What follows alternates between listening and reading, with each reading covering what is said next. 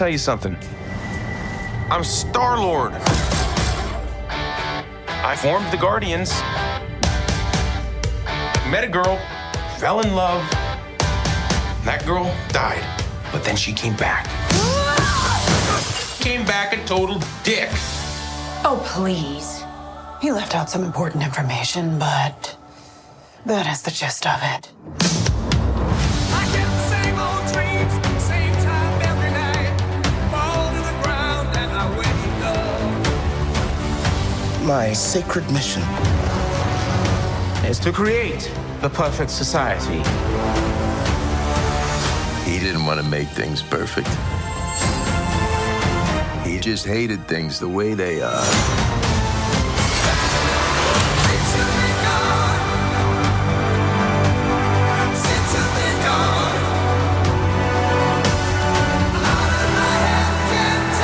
I want you all to know that I'm grateful to fight beside my friends. Incinerate them.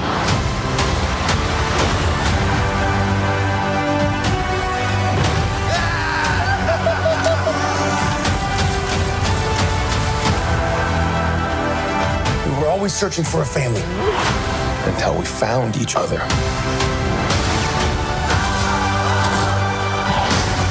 Are you ready for one last ride?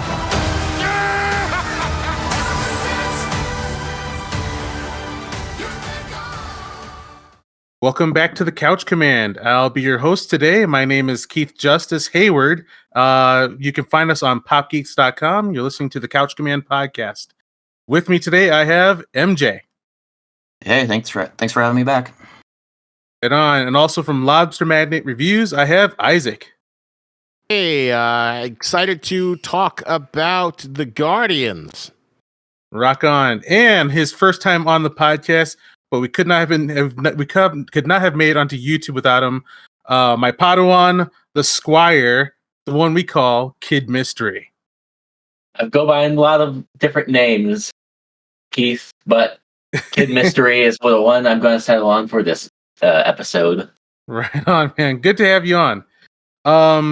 Real quickly, can you tell us, like, what is your geek world like? What have you been, like, when we won't go too long on what you've been geeking on, but so that the audience can know who you are. What's your geekness like? What's your main thing? I've been in a lot of things, Keith, but right now I've just been obsessed with One Piece. Ooh, yeah, boy, it's going okay. You don't know because, like, right? I know, like, Keith, you watch like the anime, and you are exclusive to the anime. But I've read, I'm reading like the manga, and more specifically the newer chapters, and oh my god, it's getting so good. It's actually just peak One Piece now. Even better than the greatness I'm already in. I would say so. It is like, I'd say like everything is getting like all the points you have in like your current arc that you're on, Keith. It's getting addressed. All the little loose ends and all that. Oh my gosh, and everything. It's so hard not to spoil it, but like it is such a good. It's just so good. With how, so I take it. Are you caught up on the all the Egghead stuff in the final arc, final saga? Oh yeah, I'm at the latest chapter. I'm waiting for the spoilers for the next chapter, which should be up around Monday. So it's just, listen. I didn't expect me to get so into One Piece, but dang, I'm into it now. So how many? I think I told you a few podcasts ago, Keith, that like the final arc. I'm glad to hear you're enjoying Wano. I have a little bit mixed feelings, but yeah, the final saga has just been delivering on all fronts. It's all the shit you want to see, and then some. It is just Oda's been on a roll, just knocking out 10 out of 10 chapters. Oh my god, this shit is crazy. It's like finally we're not getting inundated with like 5 bajillion characters. We're seeing all the people we want to see doing shit. No more fucking red scabbards or the Yakuza or all the bajillion side characters in Wano. It's the good shit. Because I'll say, like, I'm currently in Wano. To its great credit, like, there's been like 1,000 boss fights, and they're still going. And to like once again, to their credit, I'm having a great time. Like, I feel like I should have seen Zoro beat this pterodactyl guy at least 3 years ago. But every episode, I'm still kind of like, wow, and that Oda can continue to escalate this and make it better and still keep people happy is just. I've said this before. I think this is. I'm gonna go for it as far as say. I'm gonna say it. I think it's like the new Iliad. Like all of humanity should pay attention to this long form of storytelling and how high quality it stayed. Like across like any format. Who's been able to manage to do this? How long has One Piece been running now? That's like the 90s, right? It started. The manga started publishing in 1997. So whoa. Oh yeah. And how much of a lag is there between the manga and the anime at this point? That's a really good question. Yeah. That's what I was going to ask. Like, what you guys are seeing right now, how many years until I see this? Okay, well, 40, there's 40 chapters. It depends on how, right now they're kind of stretching the conclusion of Wano out just so they can, I assume, have more of a bridge to the next arc. But I don't know, maybe a year and a half. All right, Keith. Once July comes, we're gonna have to talk. We're gonna have to do it. We're gonna have to talk because something's coming, man. July, we're gonna talk. We're gonna talk. You and me. Yeah. So July. I'm not saying anything. It's going to. Okay. But it's gonna get maybe peak. It's gonna get peak July. I know you, Isaac, and Void are all into One Piece, so maybe we'll have a One Piece podcast. Oh yeah, when the big event happened, is that when the estimate is? I think it's the big thing. I think it's like July or August. At this point, it's getting like real close, like real close. Oh, they better pull out the Megumi Ishitani card for that one. I hope she directs that episode. It's like a huge break the internet moment that I cannot wait to see animated. Oh my god! In One Piece, like it's coming. Shit's about to happen soon. How Shit's huge about things to get happen. real. As how huge of things happen in One Piece and how passionate the fandom is. It's amazing. I've never been spoiled once, not even like a little bit. I guess you're just not you're staying in the right places because spoilers are everywhere. Oh, good. Oh yeah, it was like everywhere in the subreddit when it came out. Oh my god, you could not escape that from the spoilers. If the algorithm is listening to me, please keep it this way. You're doing great, algorithm. I went to a con and there was a guy walking around cosplaying as the spoiler. Oh, whoa! Kick ass. Yeah, so that's like 2 months away. Looking forward to it. All right, let's. Anything else you guys want to say about nerding and One Piece? Just that Keith, you better get excited. I'll give you one very minor spoiler. But the next big arc is sci-fi themed. Oh shit! Oh, it's sci-fi theme. Whoa, I have a hard time imagining science fiction in One Piece. Oh my god, motherfucker! I can't spoil. You've been seeing. Did you forget the cyborg that destroyed the Straw Bats at Shambodi Archipelago? You've been seeing science fiction. Yeah, like they always make it seem like I'm always seeing it as like a Final Fantasy kind of science fiction, which still looks like fantasy to me. But yeah, I guess we're gonna get cyborg technology. Don't tell me more. Okay. Oh, Isaac, he doesn't know. He doesn't know, Isaac. God. He doesn't know about the big secret about that sci-fi. I can't wait. All right. Well, you should know because the thing where it all comes from has been alluded to forever. I'll just say we got that thing. If you forgot what they've talked about it before. Punk Hazard. You're so fucking close. You're so goddamn close. Oh my god. Very much looking forward to this. Very much looking forward to it. MJ, I hope our excitement is infectious and that you give it a try. Between One Piece and Stargate, Three Body Problem, I'm so far behind the curve right now. Gotcha, I'm trying. Man. All right. Let's because Kid Mystery has a time limit here. He's going to prom. So yeah, man. I hope you have a good time. So let's get into Guardians Galaxy 3. To start, I believe the proper lead-in is, hey, a-holes, let's talk Guardians. Right on. Okay. Let's talk about like all of our backgrounds with Guardians of the Galaxy leading into it. Mine started with I was just trying to I was in a moment in time where I was like I just wanted kind of was hungry for a little Marvel comic book action again. So I started picking up the Annihilation series where people are saying like Marvel's getting all kinds of like intergalactic and whatnot. And I have to admit, I wasn't a fan. I did not have a good time in that saga, except for this one arc with Super Skrull, which was fantastic. And then like there's the Rise of the Guardians of the Galaxy in there, and I was like, all right, who are these guys? Sounds like my kind of team. And the structure of them was, but once again, like the stories were just like, God. I mean, do you always have to fight galactic threats every day? Like it kind of trivializes it, and the structure of the team was off, and their costumes were ugly as hell because their costumes back then are what they're dressing as now.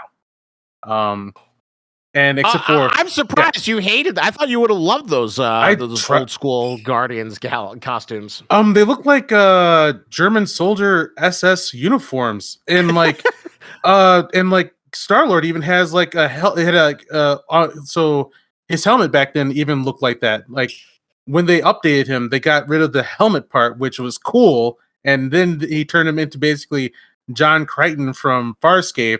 And then I was like, oh, okay, it's like James Gunn knew exactly what I wanted. He took which was in the comic book and just chiseled it away until it was down to Farscape.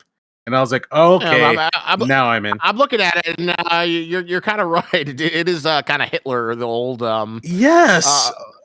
Those little SS. I don't know. The reason why I'm a little affectionate towards the old Guardians of the Galaxy is and by old, you mean this version of them, not the 80s version. Well, I'm talking about like the version that you'd seen, like, I don't know, the Spider-Man cartoon, the Earth's Mightiest Heroes Avengers, which to me is like the because there's Guardians pre-James Gunn, and then there's James Gunn Guardian, because that's my biggest problem with the Guardians of the Galaxy is how everyone who handled them after James Gunn just tried to ape James Gunn style. And always felt like that happens with every character that hits big on the big screen, like the renaissance of Joker in DC Comics after Heath Ledger's Joker in The Dark Knight. I mean, everything in DC followed Heath Ledger's Joker after that. And until RDJ, I don't remember Iron Man that being that big a deal, at least while I was reading Marvel comics. Do you remember they specifically changed like the guns on like the Star-Lord in the comics. Like it was like very specifically a specialized gun in the comics before James Gunn. And then like after James Gunn in the comics, like they made it so that like he just had two of them because the movie had two of them. Yeah. I mean, MJ, you were 100% right. This happens all the time. That still doesn't mean I still don't think it's like a sellout kind of thing. I agree. That's a little bit overcommitting to the mainstream persona of the character at that point. I mean, keep it consistent to the medium that it was before. You don't have to let one medium overly influence the other. Especially because like everyone who did like imitation of like James Gunn Star-Lord had always kind of sucked. What you call it? The Telltale Guardian felt like discount James Gunn. The video game from Square Enix Guardians felt like discount James Gunn. It's great that you've got like new emphasis on all these characters, but I'd like to be like, here are these cool things that inspired it, versus just doing like a discounted shitty version of what we 1,000 times yes. Because like when I saw like when he first hit, like I was very excited and happy because this is like like I said, James Gunn was like reading my mind. This is exactly, but I was like, this is what I wanted from Star Wars. This is and my heart's been broken ever since the cancellation of Farscape. And he's like, I'm bringing it back, Keith. I'm doing all of it. We're doing everything. And then when I heard there's going to be a cartoon series of Guardians of the Galaxy, I was like, yeah, boy. And that was like, look at like doing the whack impersonation of what they think cool looks like. Oh my god, I remember watching that as like a kid, like growing up, and I was like, it was like my least favorite show of all like the 2011 like Marvel shows. It was like the one like Guardians. See, And this is why I wanted to have you on. You actually have the younger perspective of like the childhood of experiences as a kid. And I was kind of wondering because like as I was like almost puking, I was like, okay, well, I don't know. What if you're a little kid? Like maybe this is good for you if your standards are my God. more new. Can I hijack this for a second, just to take it on a little tangent? So I'm really, really interested. So obviously, you're like 18, so it's really interesting for me as like a 90s kid who's like, I'm older like Keith. So when we grew up, we had like kind of like my Marvel animated universe that kind of got me into it was like the X-Men and the Spider-Man and the Fantastic Four and the Hulk. Some of those shows haven't aged as well as the DCEU, but I have a lot of affection for the Spider-Man just because they like just ripped out the comics out of, comic storylines wholesale. So I appreciated that, getting kind of like these truncated versions of famous things like Venom, the Clone Saga, Battle Earth, even if they weren't 100% comic book accurate. And then you kind of got this whole growing up generation where they kind of like Marvel tried to do their own animated series of like, they got rid of Earth's Mightiest Heroes and then they did like the cartoon Avengers, they did the Guardians of the Galaxy, they did that Hulk show where Hulk does like reality TV show cutaways. They had this whole like cinematic universe, which was like MCU derivative. Did you enjoy that? Was that like kind of fun, or did you feel like it was discounted, like kind of like an off-brand version of like the main MCU? Oh my God. Okay, so I grew up like with the 2011 like Spider-Man stuff. That was like my jam, and then they came out. Then they came out with the Avengers. Then they came out with Guardians, and then like a bunch of like the Hulk spin-off show with all his like wacky pals. But like in the beginning, right? It wasn't my favorite, like, kind of, like, cartoons when I was growing up. Like, it wasn't, like, the thing, like, I want to watch this when I'm watching Disney XD. No, more of my jam was, like, watching, like, Gravity Falls, for example, or, like, watching, like, Star vs. Force of Evil. But, like, when they came on... That's so interesting. So you liked kind of like the That's super interesting. So you liked the kind of like the Cal Arts Revolution, which was basically like made by 20-something Tumblr guys who loved anime and probably grew up with like 90s cartoons that had more like serialized stories. Yeah. I loved like those like more like connected like stories because like the like I don't know if like how like everyone is experienced like with 2011 like Spider-Man, but it got wacky a lot of times. Like you don't know about the. I don't know if anyone knows about this, but like they had a this 2011 Spider-Man had a crossover with this Disney reality TV show. I think it was like a hotel, like they were living in a hotel or something. The reality TV show, or it was like the live action Disney, or whatever it was called. Like your iCarly's and all that, but it was like one of those brand stuff. And they had this crossover with the 2011 Spider-Man. It was like so bizarre because like it was like Marvel Comics and reality like live action Disney, and then they had this whole plot line with like MJ getting the red symbiote, and then like oh my gosh, it was like such a bizarre show, and it was obviously just like at first I don't think it was trying to imitate the MCU with the 2011 Spider-Man, but eventually it was just like it was just MCU like light. MCU light, essentially. So even for kids back then, that was not the main jet. You could tell that was kind of too wacky. And it seemed like you gravitated toward the stuff that like my friends who were into cartoons still held as like high caliber, like Gravity Falls. Yeah. It was like basically like junk food for to see when you're like bored or like see when there's nothing else going on or no new episodes.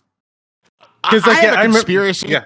Go ahead. Oh, I have a conspiracy theory about the 2011 Spider-Man cartoon. I think that like Marvel intentionally made it kind of like I feel like it was a psyop so they could get control of Spider-Man back. Because like think about it in the show, like typically Spider-Man the fantasies, he's all alone. He goes back to his Aunt May. While this broke all of it, he's like being trained by Nick Fury. He aspires to be like Iron Man, Thor, and Captain America. He looks up to all the heroes they still have control for, so he's like in this submissive position, and I feel like this was like Disney's subterfuge to saying like all right, we still have the rights to make a Spider-Man cartoon. We're gonna ruin you while you fuck around with. Did you make a video about this? I did. Okay, cool. Yeah, because I saw it after you broke the code. Because like that was definitely like, oh, you like Spider-Man, huh? Well, then you're gonna like this over here. So yeah, and okay, yeah. I feel like it worked because they ultimately kind of got Spider-Man back and they increased his cachet by putting him in the MCU. But even still, he was always still kind of like a second string. He's Iron Man's little buddy. He's Spider-Boy, not Spider-Man. Or with Kid Mystery here saying, did it work? Because like it doesn't seem like you're too into it. Because like I started watching. I was like, let's go, because like it was Paul Dini slapped on it, and I was like. So Paul Dini, the guy who did Batman, is going to do Spider-Man, and we're going to get to run the entire Marvel universe. This is going to be awesome. It couldn't last more than 4 episodes. I was just them cutting away like Deadpool every 3 seconds. The cutaways. Oh my god, the cutaways and then like Spider-Man had like his own like team of just like it was just what was the team called in the comics? Like with Luke Cage and Renting Heroes. Rent a Hero, I think. Or Heroes for Hire. Heroes for Hire. It's like a discount, like Heroes for Hire with White Tigress. I was like, yes. And then Spider-Man was there for some reason. I don't know why. And then like Nick Fury was just there also. I guess. Earth's Mightiest Heroes is fire as hell. That was a fantastic cartoon. They should have kept that going. I love Earth's Mightiest. I never saw it as a kid, but I watched it like when I was older and had like access to like more streaming services. Mm-hmm. I've been like watching like all the like old stuff, like the 90s animated X-Men. I've watched like a lot of the 90s Batman, a lot of the Superman animated series. So what do you think? Do you feel like that stuff was better, or did you were just shoveled like this product garbage while you watched like the real innovators of that era? 100%. Oh my god, that stuff is so much better. I'd rather have a million Batman the animated series versus one Spider-Man 2011. I have been wondering this for years. Like is what you see while you grow up the good version? But apparently, when you have all of them side by side as you grow up, the first ones who were really good, they still stand the test of time. If you're talking about like comic book like TV shows, like we really got the low end of the stick because like Marvel was like not paying attention to its TV side at all. DC had nothing after the animated like TV series. Like it was like, yeah. DC did this weird thing where they kept on catering towards like older comic book fans by doing these like really violent direct-to-video things, which are they're kind of fun on their own, but it's it's not the same as having like a cohesive TV show like the Bruce Timm animated universe. I hear the upcoming Superman should be getting back to the even tone of being really good and like for adults and kids. Yeah, but like everybody's glossing over the tragedy that was the late 90s live action comic book TV shows. Which one of those? Justice League, Generation X. Man, Nick Fury with David Hasselhoff as Fury. Generation X or Mutant X. That was a thing. Yeah. Yeah. Okay. This is fantastic. Let's get back on the track of Guardians. MJ, what's your background with Guardians? To be frankly honest, I never read a single one of the Guardians books when I was growing up, and when I heard that they were making a movie out of for the MCU, like, why? I saw the first trailer. Like, okay, this looks fun, and I went and saw it the opening weekend, and I've been on board ever since. When it was announced, I was like, fail. This is it, guys. I'm sorry. I don't know why you're doing this to yourselves. You better put at least Iron Man or somebody in there, or else no one's gonna watch it. And I was completely wrong. Yeah, I was glad. I was very happy to be surprised. It was probably the first MCU movie where I was pleasantly surprised by what I saw on the screen. It was just a great fun movie. All right, Isaac, what's your background with the Guardians? I wish I had a profound story about me seeing like Yondu in a discount comic book shop and then being inspired. But my background is just seeing them here and now. Oh, here's this Rocket Raccoon. Oh, what's this tree? It says I am Groot. Oh, here's the Guardians of the Galaxy, the Earth's Mightiest Hero. They were all. I don't have a super background with the Guardians. They've just kind of like been these like D-list characters that I was always tangentially aware of. So it was fun to see like James Gunn get to like build the entire entire cosmic side of the Star Wars MCU just built on their back. I'd see them become these embraced things. Although, of course, that's a double-edged sword because then everyone just started doing discount. Like, I think the cringiest moment was like, for some reason, they did this Attack on Titan versus the Marvel Universe crossover comic. It wasn't very good. It's basically a bunch of Titans appear in New York City, and of course, the fucking Marvel heroes beat them up because, you know, the power scaling isn't very impressive when you throw them in the MCU. But they have this big double-page spread where they say, "Hooked on a feeling, ooga chaka, ooga chaka, ooga chaka." And then the Guardians are in a double-page spread, and I was like, come on! No, Isaac, is it still better than Aliens versus Terminator versus Predator? Wait, that sounds awesome. Like, it was Dark Horse. Yeah, no, it wasn't. Okay. That's a good question. I think what were you gonna say, MJ? No, just the fact that comic doubled down on the storyline out of Alien Resurrection should tell you everything you need to know about it. Oh my god. the rise of Skywalker of Aliens movies. That's being kind. So maybe. It's interesting because you could say that like it feels like James Gunn was like the last auteur to like actually be able to bring something in the MCU, and then everything else was like kind of like been very producer driven, and everything else has either been like a derivative of Josh Whedon's Avengers style or James Gunn's Guardians riffing. And there was like something about the MCU that they recently said that like someone high up said like, oh, one of the highest grossing MCU movies, the directors didn't do anything. They just tell the cameras to turn on lights. It's all produced off stage. It was like on the Hot Mic podcast or something. But I think James Gunn is a double-edged sword. He's the best thing that ever happened to Marvel. But I think they also learned a lot of the wrong lessons from him. And it feels like a lot of the MCU snark that people have come to like despise is all just kind of like people trying to imitate him. Even the funniest example is like the Suicide Squad versus James Gunn's Suicide Squad. You had the Suicide Squad, which was edited to feel like Guardians of the Galaxy. Oh, wow. And then you had James Gunn, who basically gave them their own legit Guardians of the Galaxy film in the Suicide Squad, where he made a soft reboot. The real one came to the imitators. Yeah, exactly. Even though the first Guardians of the Galaxy wasn't that bad, I'm just saying. Yeah, no. I think they're overall great, and I'm looking forward to getting into them. But that's my background, is just sort of like seeing James Gunn. All right. So I guess here's my most profound thing. Isn't so much with the Guardians of the Galaxy. It was with James Gunn himself, because like obviously I love James Gunn as a filmmaker. One of the few guys who does his edgy, subversive comedy, dark comedy. So in college, I remember I wanted to see a movie, and I was like, let's go see Slither, and everyone was like, no, we don't want to see Slither. Yeah. Slither. And then I dragged them all, and at the end of it, this was the most awesome thing. They were all quoting Nathan Fillion. We all had a blast. Yes. Slither is such an underappreciated movie. But yeah, and it's great to see James Gunny boy. I wish you the best, and it's always good to see that like you're one of the edgelords who isn't like apologizing for your past unless some douchebag tries to throw you under the bus for it. And I'm glad to see that you can work within the system, which is amazing that you were able to do it, but freaking Edgar Wright wasn't. Yeah, they should have held on to Edgar Wright.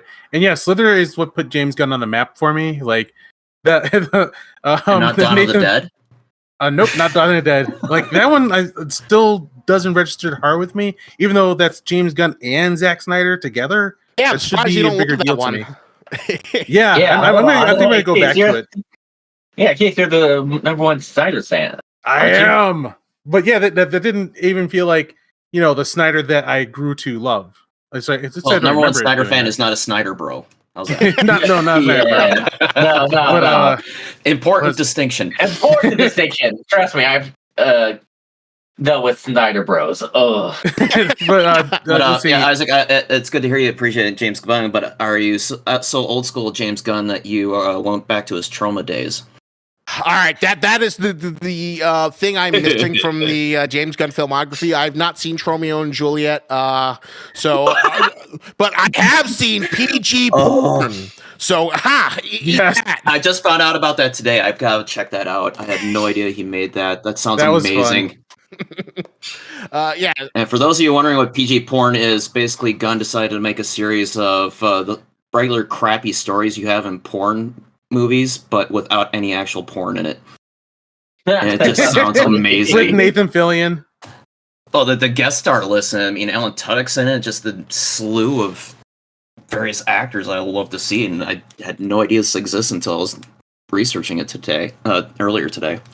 Real quick in Slither, where Nathan Fillion said, "No, that's some fucked up shit right there." That was like it. I was like, okay, James Gunn, I'm now a disciple. You got me. That, yes. If you haven't seen Slither in the audience, please see that. It's fantastic. Just be prepared to be a little grossed out. Kid Mystery, what's your background with the Guardians? Well, like with every 2004 kid born in there, most of my comic experience and stuff came from the movies. So first time I heard anything about Guardians of the Galaxy was from the Guardians of the Galaxy 1 movie. I remember seeing it. I don't remember if it was, I remember who I saw it with. It was either my father or my mother. But I remember watching it and thinking, wow, these new characters, they're fucking great. They're funny. They're hilarious. They're edgy. I mean, like, God, these are like so cool. I want to be like Star-Lord. And yeah, that's basically just my experience. And then when I started like seeing a bunch of like Guardian stuff, like way after that movie, like I never heard of these characters in my life, and then all of a sudden, all the Guardians was there. Guardians T-shirts, Guardians like TV shows, Guardians everything. So Lines you could call and you'll hear "I am Groot" repeated to you repeatedly. Oh my gosh! Almost so many I am Groots. Oh my! It's almost as big as Porgs, I'd say, from the Last Jedi. Awesome. Yeah, that the Guardians came out of. I cannot give them enough credit for coming out of nowhere. They're not a reference to something. They're not a remake of something. They popped up, and everyone wanted to be as cool as them. James Gunn was saying in an interview how he changed the color palette of like the Marvel universe. He was saying how he wanted to use this movie to make people feel how they felt when they watched Star Wars at first. He wanted to have an alive, vibrant, and colorful universe. And like after that, all of a sudden, everyone's popping with color, and even the Justice League were trying to get more colorful. So, yeah, Guardians of the Galaxy led the way. Alas, we've gone back to the gray, muddy color palette days. Well, who brought it back? I think between Christopher Nolan and Zack Snyder, they did a pretty good job of bringing that palette back. Oh, yeah. I'll say for them, I was cool with it because I was like, okay, look, I don't want everyone copying them. I want my gray. I want my color. I wanted DC and Marvel to have distinct visual styles away from each other and not try to chase what was the most successful from each of them or the most successful from Marvel. Hot take, yeah. It should have been reversed. Marvel with the gray color tones and DC with the bright tones. I can't see after seeing like the Justice League animated cartoon show, I can't see DC without having color. It's just like unrealistic for me. I mean, I know like Christopher Nolan like brought that edge into DC, but I feel like DC should be like more, I guess, I don't know, hopeful, or I guess like more colorful, more vibrant. We have so many wacky like characters in DC, and to ground them, it feels like, I don't know, it just feels so weird. Very much agreed on not grounding my heroes, but you once again, I wanted them different. I wanted them differentiated, but yeah, go ahead. It's super interesting to hear that Kid Mystery after you watching like to me like the DC animated universe is like the perfect tone of like, you know, colorful and goofy, but it doesn't also talk down to its audience. Mm-hmm. But yeah, the DC definitely needs more color. So I hope James Gunn fixes that problem when we get into the official James Gunn era of superhero movies. Yeah, since that was his like main thing of bringing color and vibrancy, I wonder how much he's going to be like if he has anything new to bring to that color and color palette and vibrancy to his new DC universe. So that's going to be interesting to see. All right. What it's gonna be most interesting to me is if he actually brings some of that actual care that he brings to his movies to having that proliferate throughout DCU. Because the one big problem I have with the Zack Snyderverse DCU is just how monolithic it is. He keeps treating everything as this is a great Greek tragedy. These are Greek gods walking amongst men. Bow before all of these properties that I have control of. I'm like, I can't identify with a single fucking one of them. I don't. Make me want to care about the characters I'm seeing on screen. Don't have Aquabro with some random off course quote, and then have a Wonder Woman movie where Chris Pine's taking over somebody else's body and Wonder Woman's having sex with a complete stranger. It just what is this? That was not Zack Snyder. That was Zack Snyder. That was same era, but. Yeah. MJ, you tell me you don't identify with Pa Kent saying, "Don't save me, please." God. Oh no, please don't save me. I need to ask Zack Snyder why he died. Because I was gonna push back. Like, I do definitely identify with the Man of Steel Superman. Like, I do enjoy his outsider feel of like trying to control himself and be something. I like that guy, but man, that part, where like his father goes. Like when he was asked his father, like, should I have let them die? And like, as far as like, maybe, I'm like, what the hell? What lesson is here? Why are you doing this, Zach? Maybe Superman should save people. That he could try harder later on when he had to save the planet eventually. I guess to refute the Earth Father, why would you do that? Why would you do that at all? Well, because there was this weird objectivist Ayn Randian streak that runs through Zack Snyder's work, and the idea was that and it was in the Man of Steel that the regular people are holding down the exceptional, and if the exceptional make themselves known, then they will be persecuted by the regular people, and that was like Pa Kent's he was trying to protect because Clark Kent by showing him not to be exceptional, or else he'll be persecuted, and then he was when they put him in chains and put Superman on trial. That's a valid observation. I like Zack Snyder. I don't think he's a cruel person, so I'm not sure if I believe it yet, but all that does completely add up. And the podcast. I would love that's the if I had anything to ask Zack Snyder, it would be that. Like, why'd you do that? Like, at all. But all right, let's go into what we think of Guardians of the Galaxy 3.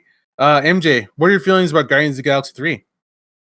It was a great final part of the trilogy. I had a lot of fun with it. I thought it might have bogged down a little bit with everything that Gunn was trying to do with 2.5 hours, but I mean, it was a good, fun final chapter with all those characters, and basically just watching a visual mixtape from Gunn with everybody gallivanting across the galaxy and getting a really decent backstory on Rocket and why he was as angry as he was in the first two movies, and finally understanding who he was. And yeah, it was just a lot of fun. It was like very much like watching Picard season 3 or John Wick 4. It was just a really good, satisfying final chapter to the film series. Cool. Kid Mystery, what'd you think of Guardians of the Galaxy 3? Oh, I loved it. I mean, like, I feel like it's a perfect. I think some of it has some like perfect endings for some characters. I thought the storytelling was amazing. I thought that Rocket Raccoon, whole backstory was beautifully done. Like how I really loved are we allowed to say spoilers here? By the way? Yep. Okay. I love how they portrayed death with the Rocket Raccoon whole storyline. Like how when he fake dies into the movie, or how when his backstory friends pass away. It's what has hit those emotional beats that I think were very appropriate for the Guardians film, and I think it was very well done. All right, Isaac, what do you think of Guardians of the Galaxy 3? I enjoyed it a little bit more than I thought I would, considering how tortured its production cycle was. Between like some people were commenting that the scene where like Peter Quill talks about how he is like alt Gamora, and he's like, "Oh, she fell off of space magic, and then space rocks. Who knows that space?" And that was like James Gunn just venting about having like so much other big shit, like kind of like ruin maybe what he originally yeah because when was this originally supposed to come out? Was this supposed to be like after Infinity War? Because let's assume James right? From what I saw, this movie is supposed it was like I'm pretty sure it was after Infinity War, but that was not his idea that Gamora got killed. Like this movie was supposed to come out like 1 year earlier than it did, as far as I know. Yeah, it was supposed to be a Phase 4 movie originally. So maybe that was still going to happen, but I think he did as well as he could have. He said that Rocket is the character that he feels like the most in sync with. And of course, Rocket's backstory was like the heart of the movie, and obviously it showed his incredible strengths. There was a wonderful Tim Burton quality to it, as like, you know, these misbegotten animals bonded and then met to their eventual cruel fate, and then Rocket just going feral on the whatchamacallit. It's funny. I think would we say the High Evolutionary is like the best villain out of all the three Guardians films? Yeah, I'd probably say that. I mean, definitely the most menacing. Definitely, like, so Ego didn't really feel like he had that sort of edge. Like he had this like line about like, "Oh, I killed your mother, Quill," but like, yeah, that's more personal to Quill. This guy felt like an actual force to be reckoned with. Ronan felt like nothing. Nothing. Yes. Absolutely nothing.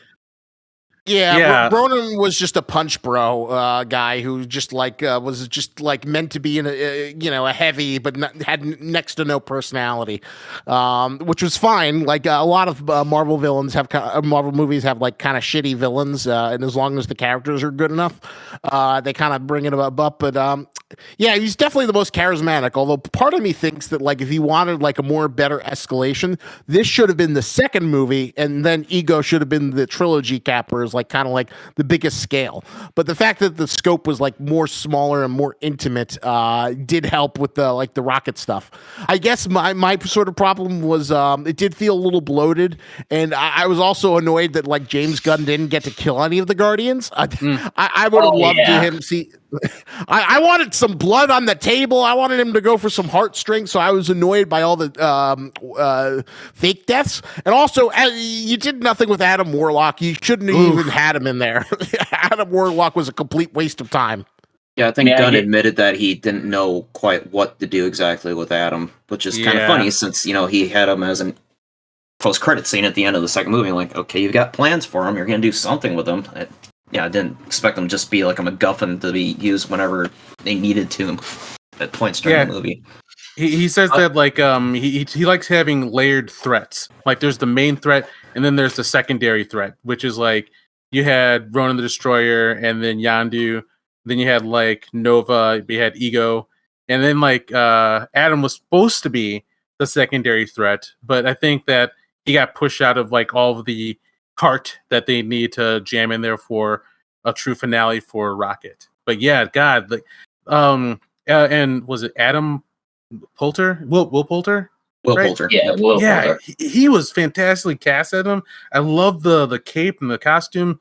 So I was kind of prepared for him to be a very big deal instead of just a continual punchline, and that was quite a waste. But yeah, that movie was so dense that Do you like the pseudo Infinity Stone he had on his forehead? Yeah. I wish it could have been something. It's supposed to be an Infinity Stone. Which one of the stones did he have on his forehead? Yeah, Soul Stone. Thank you. Yeah. It's kind of waiting for that to show up, but no. Of course, what has happened to the Soul? Sorry, real quick. What happened to where are the Infinity Stones in this timeline? Is this still the timeline where Thanos destroyed all the Infinity Stones? Yes, but so they're all gone essentially. With cosmic magic, they could, possibly coalesce down the line. But he's the glove to destroy the stones, I think. All right, so after the whole time wankery from Endgame, I wasn't quite sure where they were at. but yeah, that makes sense. On the point of go ahead, on the please. point of like deaths in the movie, if I may give some insight.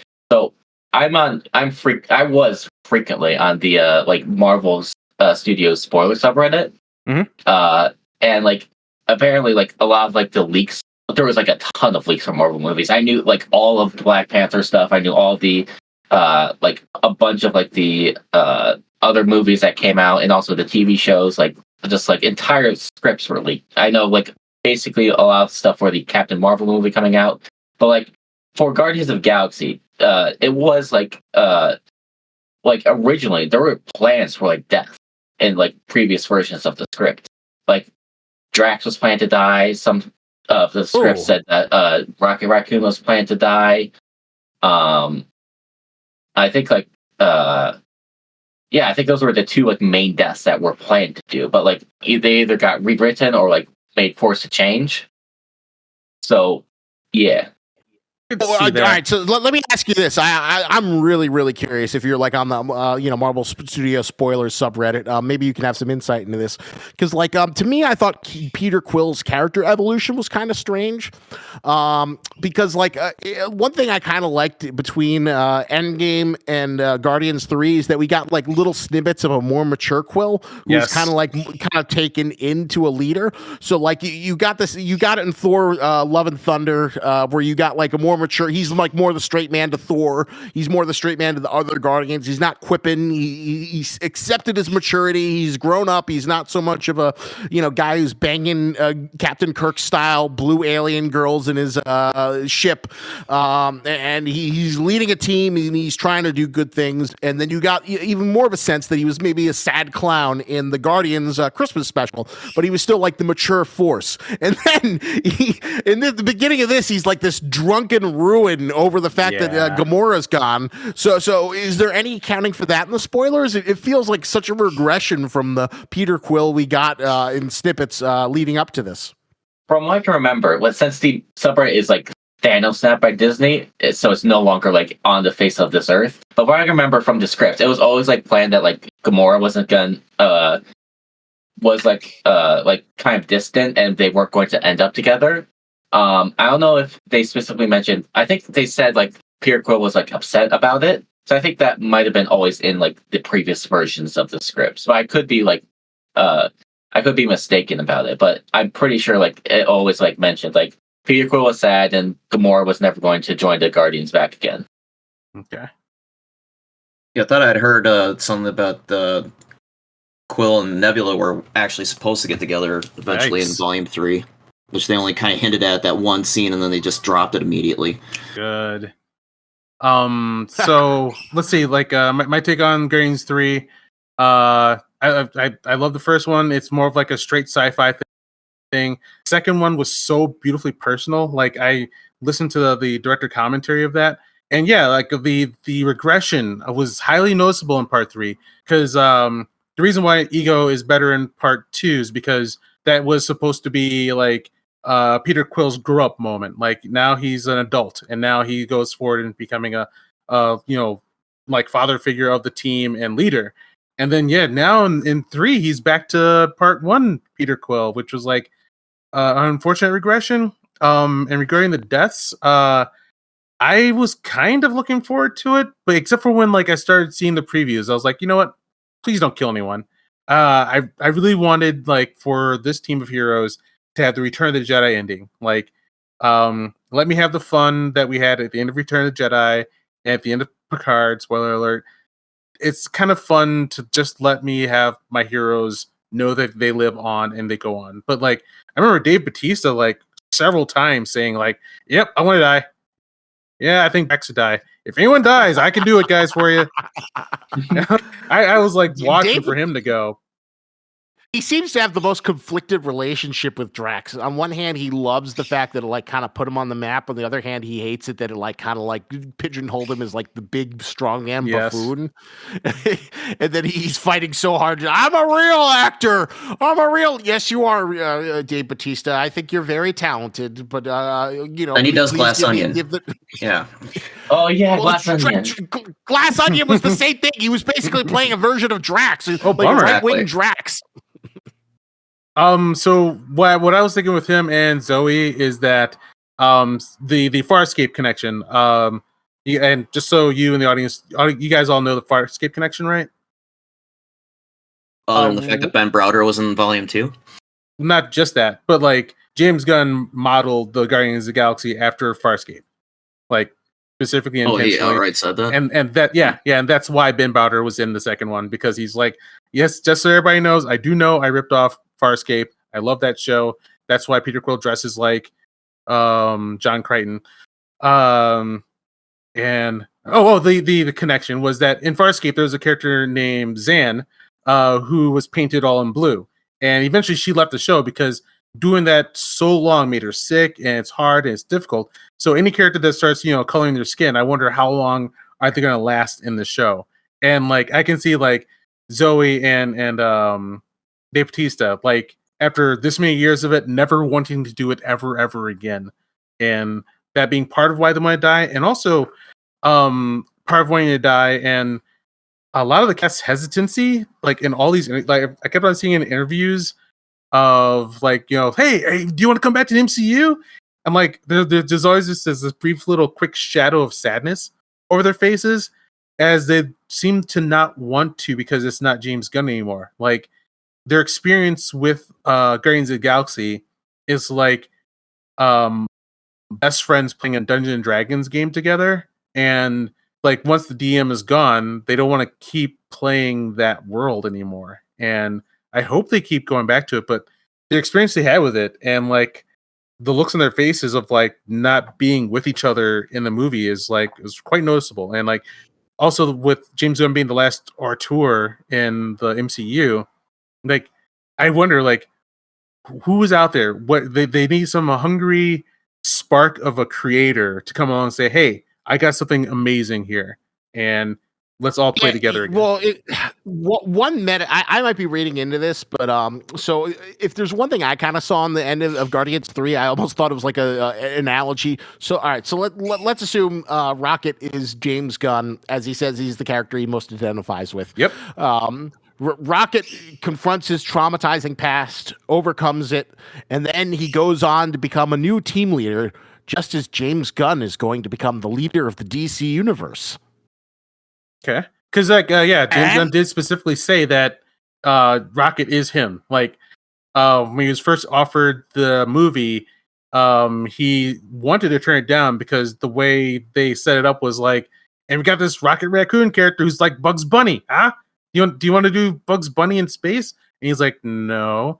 And then he's driving home and thinking about like, but let's think of how he would do Rocket. And like, it's a tortured person who feels set apart from everybody else. And through Rocket and like his own life experience, he did create Guardians of the Galaxy through Rocket. So Rocket is him.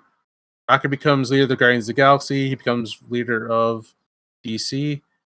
And yeah, like after like putting, and all of his friends seeing him put so much into that, like who could step in to keep that kind of thing going anymore?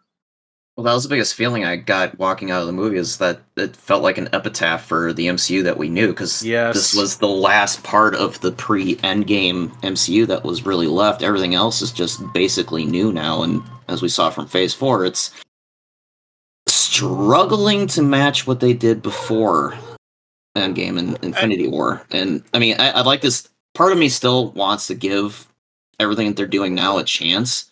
Yes. But I can't get invested into it. It's not catching me the way that all the characters from the first 3 phases did. And it kind of bums me out. I'm kind of curious. This is what I'm really curious to ask Kid Mystery. So, Kid Mystery, in some ways, you grew up in the best era. You saw, like, as fun as it was to grow up with, like, Star Wars or Lord of the Rings or all these great nerd properties, you saw the ultimate fantasy that we never thought we would see, an interconnected comic book universe, the likes of scale that had never been achieved again, the ultimate pop culture touchstone. What did you think of the MCU growing up, and what do you think of Phase 4 now? Is it still hitting as it used to? Oh my god, it was so amazing when it first came out. Like, I remember watching Iron Man, and then like Captain America came out, and I was like, oh wait, this is connected? wait, what? And like because like I grew up like with the Spider-Mans and the X-Men's like movies too. So like I was also sort of in that pre-MCU, not like to the way of like Blade in the 90s, but like I had like that interconnected like not interconnected like separate like IP like superhero movies like X-Men and the Spider-Man, but like having like this new like thing that just pops out of nowhere. And like just started with like Iron Man and then just grew and grew and then the Avengers happened. It was amazing. And then like every time the MCU movie came out, it was like an event. It was an event to all of us. Like a new MCU movie, and it's gonna be a banger. Let's go watch it. And then sometimes there are like some misses, but like even then we could like we would just like ignore it because like how many like good shit that was just coming out, like Captain America 2, fucking Civil War. It just like kept on going and going, and then the penultimate like Endgame just happened, and it was so fucking good. And then phase fucking 4 happened, and then we got middling results of every single thing. We had like so much, like we had so everything was good, and then like who cares anymore? It ended. Why would we care about Miss Marvel or Shield or any of these characters? Like, I guess I get a Spider-Man, but like, what? But like, who cares about like I don't know, like what was it? I can't remember anymore. WandaVision. Well, here's the thing. A lot of the characters that they are bringing in with Phase 4 have been popular in the more recent comic books for the last 10, 15 years. So they're trying to tap into the next generation because the first three phases, they're centered around characters, the classic Silver Age till now characters. I mean, well-established ones like Captain America, Iron Man, Black Widow, Thor. I mean, just all the classic big Marvel heroes. Then starting with Phase 4, they're like, yeah, we should probably bring it in the 21st century now. So basically, all these characters that we've been seeing in Phase 4 have been since the turn of the 21st century. So they're trying to appeal to that next generation of comic book fans. And the first 3 phases were really appealing more to our generation of comic book fans. Wait. MJ, are you telling me that? Isaac, you go first. I hear this response you had to this. Go. So I gotta argue against a little bit. On a surface level, you're right, MJ. But like the big issue is that like Phase 4 is basically back in like 2014, 2015. Marvel sort of did the all new, all different Marvel. It was kind of like in response to all the bloggers. Marvel's too white. Let's get in more diverse representation. Get in all these characters. We'll put Miles Morales in the Avengers. We'll have Kamala Khan. And none of they'll claim that these characters were huge hits, but I don't think that they were. People like the idea of the characters more than they like the actual stories they're in. And you can, Guardians of the Galaxy has proven, you can take D-list characters that aren't particularly popular and make them pop off. Mm-hmm. As long as you got a director, as long as you got a creator behind it who generally gives a shit about what he's doing, or what they're doing. Excuse me. Yeah, exactly. So Kid Mystery, Keith is an Eternal stan. Did the Eternals make you? Did you love the Eternals? No, it's the Eternals. Okay. It was a change of pace. I don't know. It did give me that spark that like the movies I enjoy. I can get what I was doing, but like I just didn't get that like spark of like, man, this is like the movie that is it. It's a new direction. It's a new place we should go. No, it didn't feel like that. It felt like, I guess, like a movie that like is like just like a normal movie, but like not even like a good normal movie, just like a normal movie that like you might see, like I don't know, like a Christopher Nolan movie, but like not Christopher Nolan that's like that you actually enjoy, but like one of those people like trying to imitate like Christopher Nolan, I guess. Like, I'm going to just say that I'll say that it's good, but it's place setting. Like it's not supposed to be the new make you feel like you're watching the next coming of Captain America or the Guardians of the Galaxy. Where they were, to me, I saw they were setting up new vibes that you can enter in and experience while you're in the Marvel universe until everybody hated it, and now Marvel's ignoring that it ever happened. So we aren't getting that, but like the new entry levels that they created in Eternals, to me, it was a lot of fun. And like, it's like I try to describe. There's this one comic book called Mr. Majestic, and it's about this Superman character that's in like the Image universe, and he's at the very heat death of the universe. And he comes across all these weird characters like Manny the Wandering Jew, and all these the last computer that's rattling off. I'm sorry. Wait a minute. Manny the Wandering Jew. Yes, that is one of the last. Wow, beings. who got paid to come up with that character name? Good Lord. Was his Grant Morrison? Are you? Okay, no, guys. Let me finish. All right, sorry. And yes, it is a fantastic comic. Find it. It's beautiful. It's talking about like all the last immortals in the universe and like them just trying to experience the last moments that'll ever happen. It's amazing. And like one of there's a computer that's rattling off every civilization's word for God, and until he gets to the last one, he's gonna shut off. It's not even a trade paperback. It's like just a comic book. It's condensed, and you have all these wild characters. You don't get their backstory. You don't get a full introduction to each one of them, but it's condensed in like one weird story. That's what I got out of Eternals. Not thinking that's going to be the next thing, but it was a cool, weird corner to go into. That's why I gotta defend my Eternals.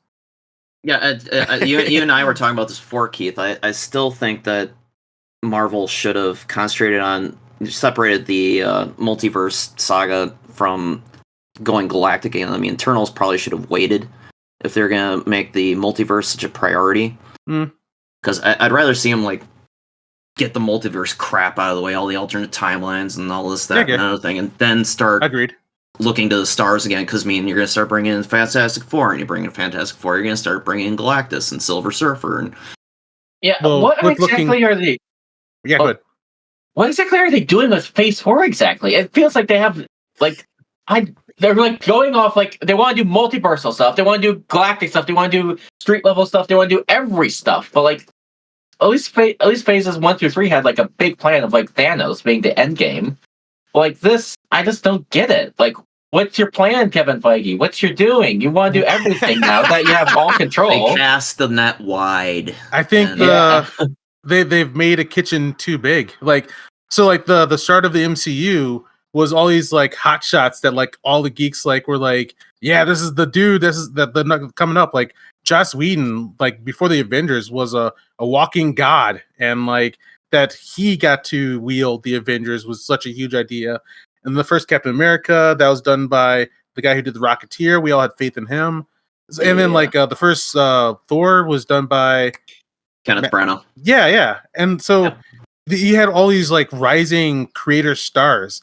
What I think is going to happen, what's happening lately is that they're still trying to. So, and then you have all these cooks in the kitchen. So you had like these strong players that got to control their products and create their section of the world and bring it together. And they all cared about Marvel. And I think they really wanted this to happen with the creators behind Rick and Morty. Like, that's what I hear is a lot of the writers behind a lot of this stuff are Rick and Morty writers. And with what they created. Yeah, you're right. They have poached a lot of them. Yeah. I think Quantumania. one of the ones, Quantumania, WandaVision, She-Hulk. and also She-Hulk.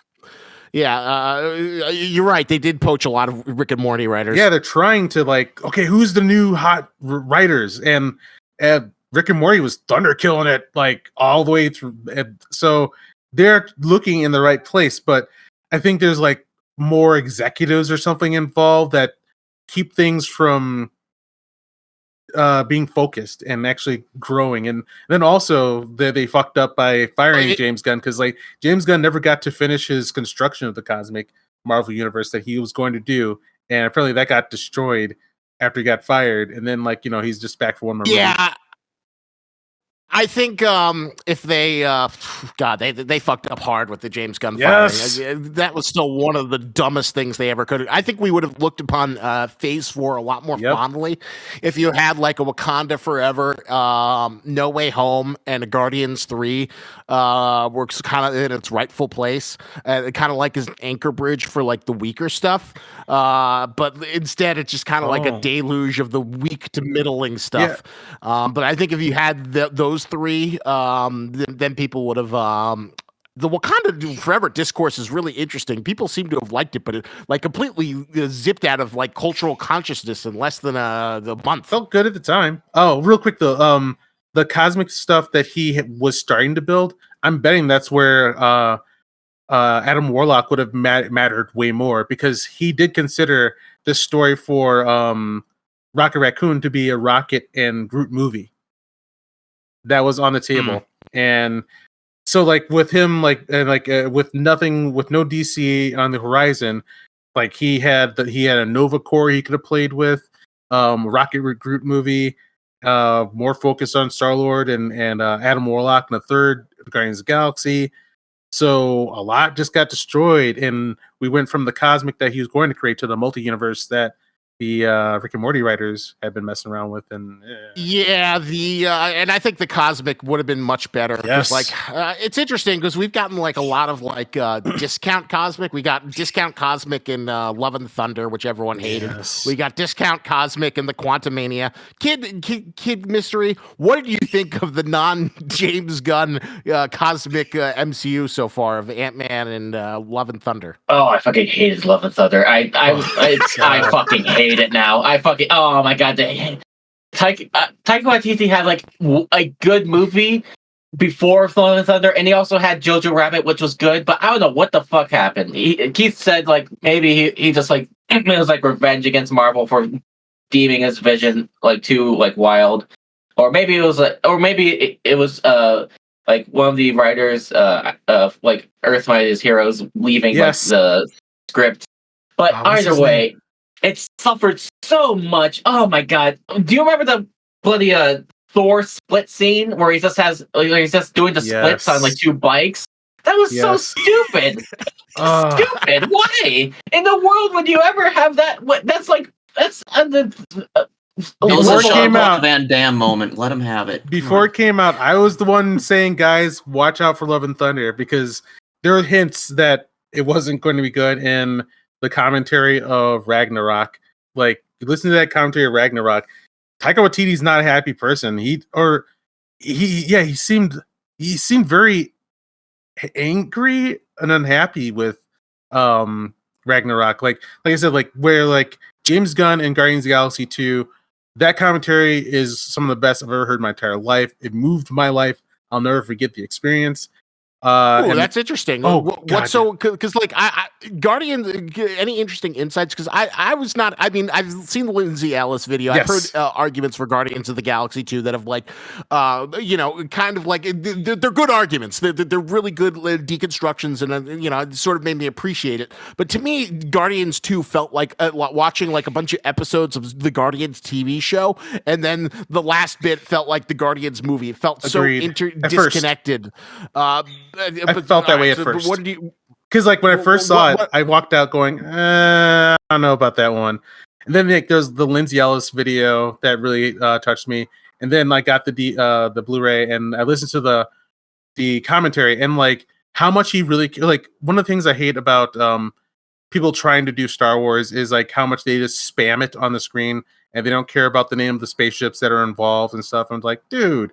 But like while he was talking about Guardians of the Galaxy 2, like there's the Dominator or something like that. Like each ship he named, and like you could tell that he specifically cared about each ship, its function, its name. And then like he went in depth about like what the songs meant to him versus 3, which man, that was some song spamming. I hope the commentary is good on that one, because like he just like slapping songs up. But like he was talking about like how Guardians 2 is definitely about like growing up and accepting adulthood and also mainly accepting one's mortality. Like it was really touching. And then like Ragnarok, I couldn't last more than like 12 minutes, I think, until I turned it off. Because I was like when like Surtur, the devil guy, was on his throne, and I was like, okay, man, so what inspired this? I can't wait to hear. And he goes, see, that's me up there. Okay, they doused me in gasoline and they set me on fire. So that's actually me on fire. And like, what are you doing? And like every moment was like no insight about why he cared about his shot. It was just like, just making fun of everything on the screen. I was like, what the hell, dude? What? it's like you don't care. And then like to me there's this general feeling of not caring, and then how he murked Thor's merry men and women, and like he's like they set him off by Hela, which was like breaking all the toys of like the first person became for him, and so he could play with his own toys. And then like all of that feeling was like, this guy doesn't care. And like I think that what we saw in Ragnarok, everything that we loved was because of a guy Christopher named Yost. There you go, Christopher Yost, who did Earth's Mightiest Heroes. I think his writing is why we loved Ragnarok. And the live action Cowboy Bebop. Yes, we know that. He's not having a perfect record. Okay, I would say Cowboy Bebop. Let him do his own space sci-fi. Don't put Cowboy Bebop on it. Like, because of that and that layer, and you're the producer, let's not blame it on Christopher Yost. Leave him alone. One brief tangent, I got to throw this out there since Cowboy Bebop came in. Kid Mystery, yay or nay in the One Piece live action? What do you feel? Okay, did you see? Okay. I'm gonna be perfectly honest. Sometimes I'll defend like stuff that other people will say is going to be bad because like I like say, okay, give a chance. Like I was a defender of Love and Thunder before it came out, okay, and I'm still sticking to my guns. I'm going to be a defender of One Piece, the live-action series, before it comes out, because I think it has one thing that might be different than the other ones, is that the actual creator, Oda, said that they're specifically looking it over, and I think that the incentive for Netflix to have an actual good, successful live-action anime series is pushing them to like actually make it possibly even like good. Like Oda said in like a message, like that they won't release the 8 episodes that are planned unless Oda like signs off on it. So I'm hoping on Oda that he will look over everything and make sure that this is up to standard. Versus Cowboy Bebop's, he was depressed too. That hurt him. Yeah, and also Death Note. So here's my that's I want to be positive. I want this to hit. I want to be validated. I want all the people I've tried to watch One Piece see this and then like, oh my god, this incredible thing that's been here. I should see it. I always want that anime validation. That the comic books has come. The anime and manga validation. But that I saw that message where Oda said he's not being released until he approves of it. But then what scared me is that when he said, it's 8 episodes. It was originally supposed to be 10. I don't know how you cover all of East Blue in 8 episodes unless it's like each episode's an hour and a half.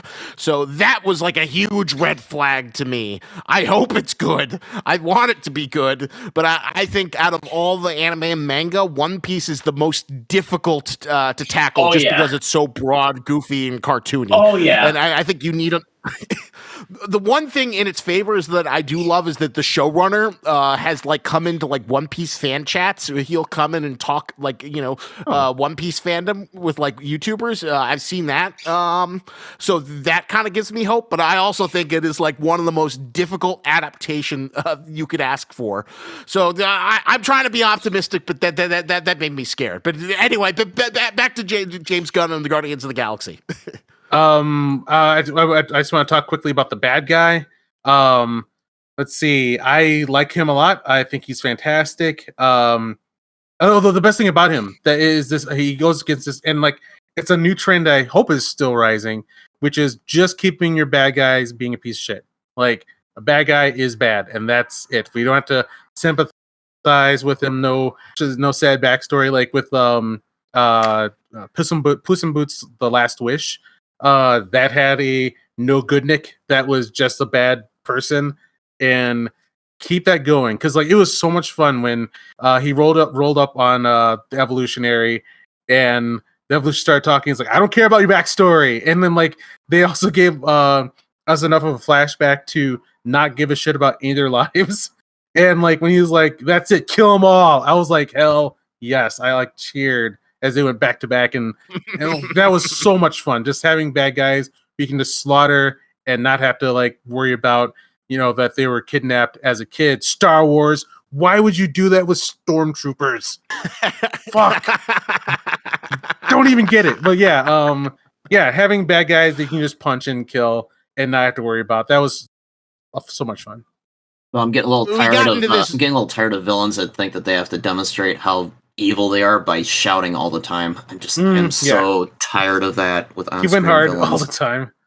Oh, Yeah, another but, thing he I was, liked. insane, right? What's that? But like, High Evolutionary was specifically supposed to be like an insane, like mad. Like he was like so full of himself that like he was an egomaniac. Mhm. I feel like for this character, it was. I mean, I agree with like the idea of like villains shouldn't have to scream for like it, but like I feel like this is a moment where like he should like seem like insane and unhinged for like those scenes. I also The one scene I loved with Hmm? the one scene I loved with him so much was when he was like pissed off at Rocket for being smarter than him, and he's like, no one could ever be better than me." How did you figure like that out? How could you possibly have known that filter needed to be there? another thing that's different, sort of, is that he was not a universal threat. Like, he was not a. If we don't stop him, the entire galaxy will be destroyed. Although he did destroy a planet, which God, that I guess he created. Yes, but I mean, guess the plot wasn't to save that planet. But damn, I really should didn't go that hard on like that nice planet with these people that were kind and cute, and some were bad. And God, yeah, they went a little too far. But I just like that the plot was to save a friend and to kill some bad guy. Not if we don't kill him, all life in the galaxy will be destroyed. Like that was really appreciated. Like I want more non-planetary galactic threats. Well, that did make me wonder how old Counter Earth actually was, because supposedly every creature and that planet were created after Rocket's batch 89. Okay, yeah. So how old is Rocket in actuality in this timeline? I was just Or wondering the about that. 40s and 60s, because like the planet was based on like High Evolutionary's visit to Earth and seeing like how the civilization is like on kind of to Earth. It's very much based off like the 70s, I think, or it might be the 80s. I don't know the specific like time it's based off, but it's around that area. So maybe like he came to Earth around that time, and then like Rocket is like maybe like I don't know 40, 50 years old, maybe even 60. So if we're going decades old really far. planet. Yeah, I'm still wondering where he basically. got the cars with the car handles that Nebula couldn't figure out. It's probably because it's like what James Gunn said about where does Star-Lord get the batteries for his Walkman? If they can make spaceships that can go faster than the speed of light, they can figure out how to make car doors. Or how Rocket could possibly know who Jackson Pollock was from the first movie. I rewatched the first two movies before I saw this, and like, okay, that joke from Quill is pretty funny. Like, if you turn a black light on in this ship, it looked like a Jackson Pollock painting, and Rocket's like, "You're messed up, Quill." Wait, how does a raccoon know who Jackson Pollock is? He's never been to Earth. He has no idea. Oh yeah, okay. I was gonna say that because it seems like that Earth is not difficult to reach for these characters. They just don't. Which finally did explain. I had that question since the first movie. Like, so why doesn't Peter Quill go back to Earth ever? And it's because he was running away from pain. Like in space, he was a cool space cowboy. On Earth, he has to face like the loss of his mother. So he was jumping from lily pad to lily pad. Yeah, God, metaphor. Love this movie. Love this movie. I also really enjoyed the evolution of Mantis. I think James Gunn did a great job with her from like kind of like this shy, submissive. I don't know. She felt coded Asian to like just kind of being more boisterous and outspoken. And I loved her evolution from Guardians 2 all the way up to here over the crossover. Like little sub as she kind of became more integrated and more opened up and kind of became Drax's best buddy. I thought she was the MVP of the movie. I'm kind of hoping her and Gunn get to work together again. I really want to see her in more stuff again. I bet they will. Yeah, she definitely was integrated into the family in the interviews, and also had the flicker of sadness that like we're not going to be together and James Gunn and Chris Pratt. Like they follow those two. That was the family. Another disappointment. You gotta say, yeah, go ahead. the Guardian. The Guardians family did well. They all surrounded around Pratt when the internet kept on trying to lynch him over nothing, and they all stood by James Gunn when whatchamacallit, conservatives got their day in the sun, which I still think is the stupidest thing in the world. You knew who you hired, and what Mike Cernovich starts some sort of bullshit campaign, and you fire him just because they gave the illusion of a leftist cancel campaign. What the hell, you goddamn cowards! Yes, he was talking about stirring babies in his tweets. Come on, man. Oh my God! An edgy guy made an edgy comment. Oh, did everyone forget the scene where Ellen Page sexually assaults Rainn Wilson in a fucking? No one saw that. No one saw that except for us. Oh, nobody saw that. Yeah, exactly. It doesn't count. They don't know that happened. People don't know that happened. Oh my God! I fucking despise the conservatives who did it. And it's like, you bitches complain about cancel culture all the time. Oh, that's right. You just want cancel culture to work in your fucking way. And now we're in the timeline goddamn without the true Marvel Cosmic Universe. Thanks, guys. Thanks. Alas. Another you killed it. Another thing that I have a slight bit of disappointment with that I thought was going to be a bigger deal was Stallone. Stallone is basically like the first leader of the 80s Guardians of the Galaxy. He's Starhawk. And like you got Stallone, and like Stallone's like very excited to be in the MCU. Him and Michael Rosenbaum. Most of you guys know who Michael Rosenbaum is? Yeah. The Lex Luthor and also Flash. Yes. Yeah. He was the Iceman, like the crystal person in there. And Michael Rosenbaum was telling a story where Stallone went up to him to the side, was like, "Hey, are we gonna be back in this movie? Because I kind of like being Starhawk." I'm like, cool, like, man, like you got a big name like Stallone, you could do anything you want, but like I get it. He wants to do a focused, heartfelt story about Rocket, and it makes sense. But man, I was kind of open. The last movie I wanted was going to be a big blowout against like Adam Warlock, his civilization, some capital ships, and like on an Avengers team up of like Starhawks, Ravagers, who were the original Guardians of the Galaxy, and knockdown drag out with Adam Warlock. But we don't get what we want all the time. Oh, between the Ravagers and the Sovereign. Yes. And bring back the Milano. I keep on bugging James Gunn on every bit of social media, like, so I saw that.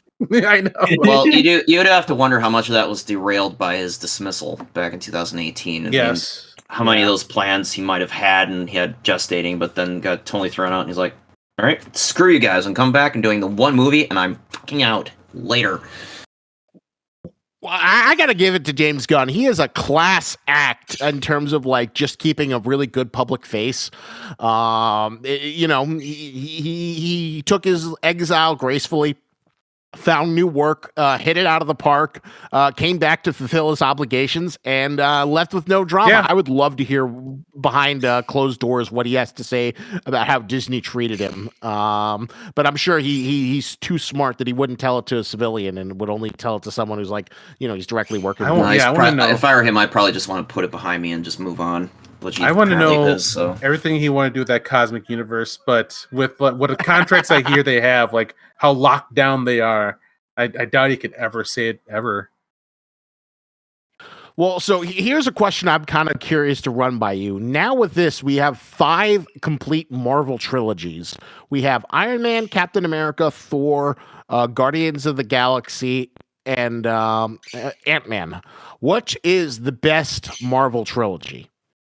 Guardians and for Captain America for me are neck and neck, like hardcore. Does Captain America really count though? I mean, come on, it's gonna be also a quadrilogy soon. Quad. Oh, because there's another movie. That's a different Captain America. I count that as a new one with Sam as Captain. Captain counts because like even though the first one was tonally and different and with a different director.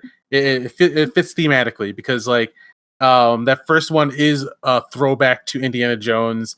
so that its tone and world should feel different, so that he and we feel his displacement when he goes into the present. Which that's a good trilogy. That's a really good trilogy. The only reason why I put it slightly below Guardians of the Galaxy is my favoritism toward Guardians of the Galaxy, and I don't think it's a nitpick that Civil War, there's some little bits in there that don't make complete sense, which is how angry Iron Man is at Bucky. Like, how mind control works in the sci-fi universe. It's not his fault at all. Like, it's if they like stuck to their guns with it, if they had some guts where Bucky had been convinced himself to do this because he thinks it's for a greater good, and actually by his own free will killed his parents, then you got something. But they chickened out and they made mind control, and therefore there's like a big chunk of like the emotional like struggle in that last part of the trilogy that just doesn't connect with me, and there's no big missing parts in Guardians of the Galaxy for me. Well, two things about Civil War, quick, if I could. Yeah. I don't think Civil War is a Captain America movie. It's another Avengers movie. Let's just be honest with ourselves about it. It's Steve Rogers had a duology. That's it. But the other part, as far as Tony losing it on Bucky at the end there, that always struck me as repressed issues that Tony always had about his parents' death, and then finding out that Bucky did it. That's the one thing. But I think, and what really triggered his anger more was the fact that Steve knew and didn't say anything. And that was what they carried on from that point through Infinity War and Endgame, is that Tony knew that Steve knew, and his anger is mostly towards Steve, not towards Bucky. Okay. And also, like, you're looking through it like a narrative lens. Like, in real life, I don't think the average person would be like, man, my friend got mind controlled. That means it's not always his fault. No, there'd be like emotions and like biases and like all that stuff to a person. When we say that, like, mind control is not a person's fault, I think it makes it, like, I guess, unrealistic. It makes it like you're saying, like, in this the character's looking at what happens like as a story perspective and how narrative tropes happen instead of like how an actual person would see it. I would say it's the opposite. Like, so in the real world, like, we forgive people who knowingly fuck up pretty bad. And like, if we in the real world, if we had it even further where it's less their fault and they had no control over it completely, then even more so we're forgiving. But narratively, like, we have to use this because it excuses Bucky so that we can keep making money off him and he's not completely evil. We don't have to face that ever. But we still get to have like the pieces there that make him an adversary. That makes sense. I've seen the arguments against Civil War. I'm mostly still very positive. I think it showed the Russo brothers' talent. They had a huge monumental task. They had to introduce Black Panther. They had to give satisfying arcs to Tony, and they also had to introduce Spider-Man. And it managed to, it was one of the very few Marvel films that was buckled under having to do 5 bajillion things, but it managed to do most of them successfully. So, like, that's why I'm very forgiving for, like, all the sort of little minor faults that you could give to Civil War. Like, they probably honestly should have saved Civil War as a storyline a little bit further down the line. But I think the Captain America trilogy slights a little bit higher just because Captain America is more tortured. And I think the questions that they ask are a little bit more interesting than something like Guardians of the Galaxy, which is obviously it's more cohesive because Guardians has the same writer-director in all 3 of them versus Captain America. And I think the first Captain America movie, the first act is really good, and then the other 2 acts after are just kind of like mid. They're aggressively mid, just kind of going through the motions, assuming that, like, because we did such a good job of setting him up, you'll like anything that comes after.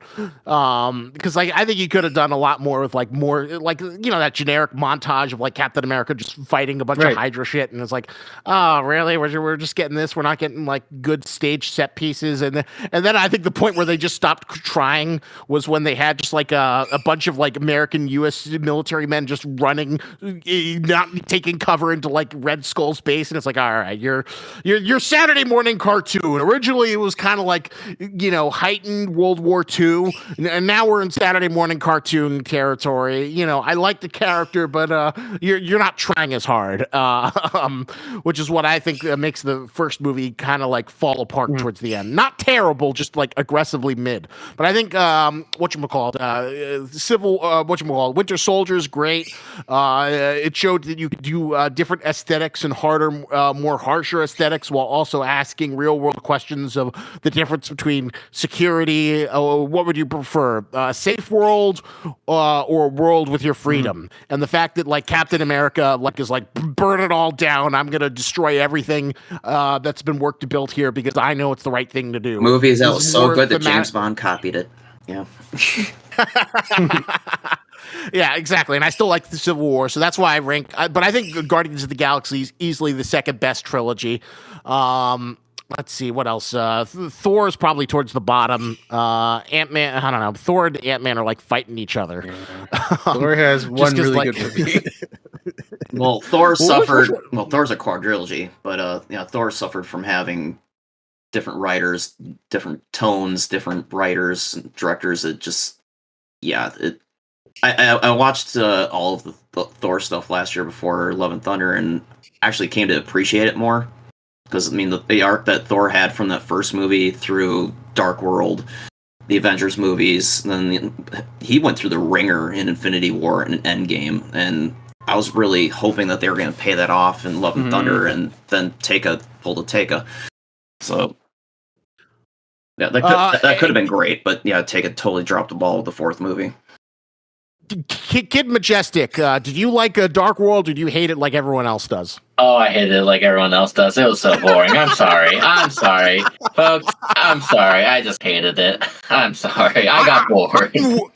I am weirdly defensive of Dark World. Everyone thinks it's like the culture, the creative nadir of fucking MCU, but I think Dark World is just fine. Is it great? No, but it has like a lot of great Loki stuff. The dynamic between him and Thor is fun. The villain's kind of boring, but you had some fun Portal stuff. And back in an age when nerds went, portals. Oh my god, thinking with portals.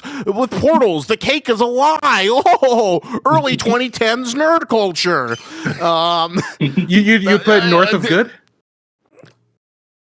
Hello. I'd say it's serviceable. It's serviceable. I do think that I do kind of want to go back to them because, like, at the time, I think a part of the hate that I remember for Part 2 was the forced 3D and like the muddy black screen where I couldn't see much. So I wonder, like, if I don't have to worry about the 3D and I'm not worrying about too much, I wonder how well it might age for me. Let's put it this way: any 3D that's not done by James Cameron, don't bother. But oh god, I remember that age, the post converted where every studio was like trying to stick their stupid bullshit in the 3D and it all looked muddy and horrible. I podcasted about this with a guy named Stephen Ford years ago, and like he's in the industry, he's an actor. He's on Kamen Rider Dragon Knight. He's making some like Halo shorts. He had a conversation with like a producer in that age, in that era. And the reason why it happened, he's like, I talked to him. I was like, could you please stop? And like the producer's like, no, you guys keep shoveling money at us every time we do it.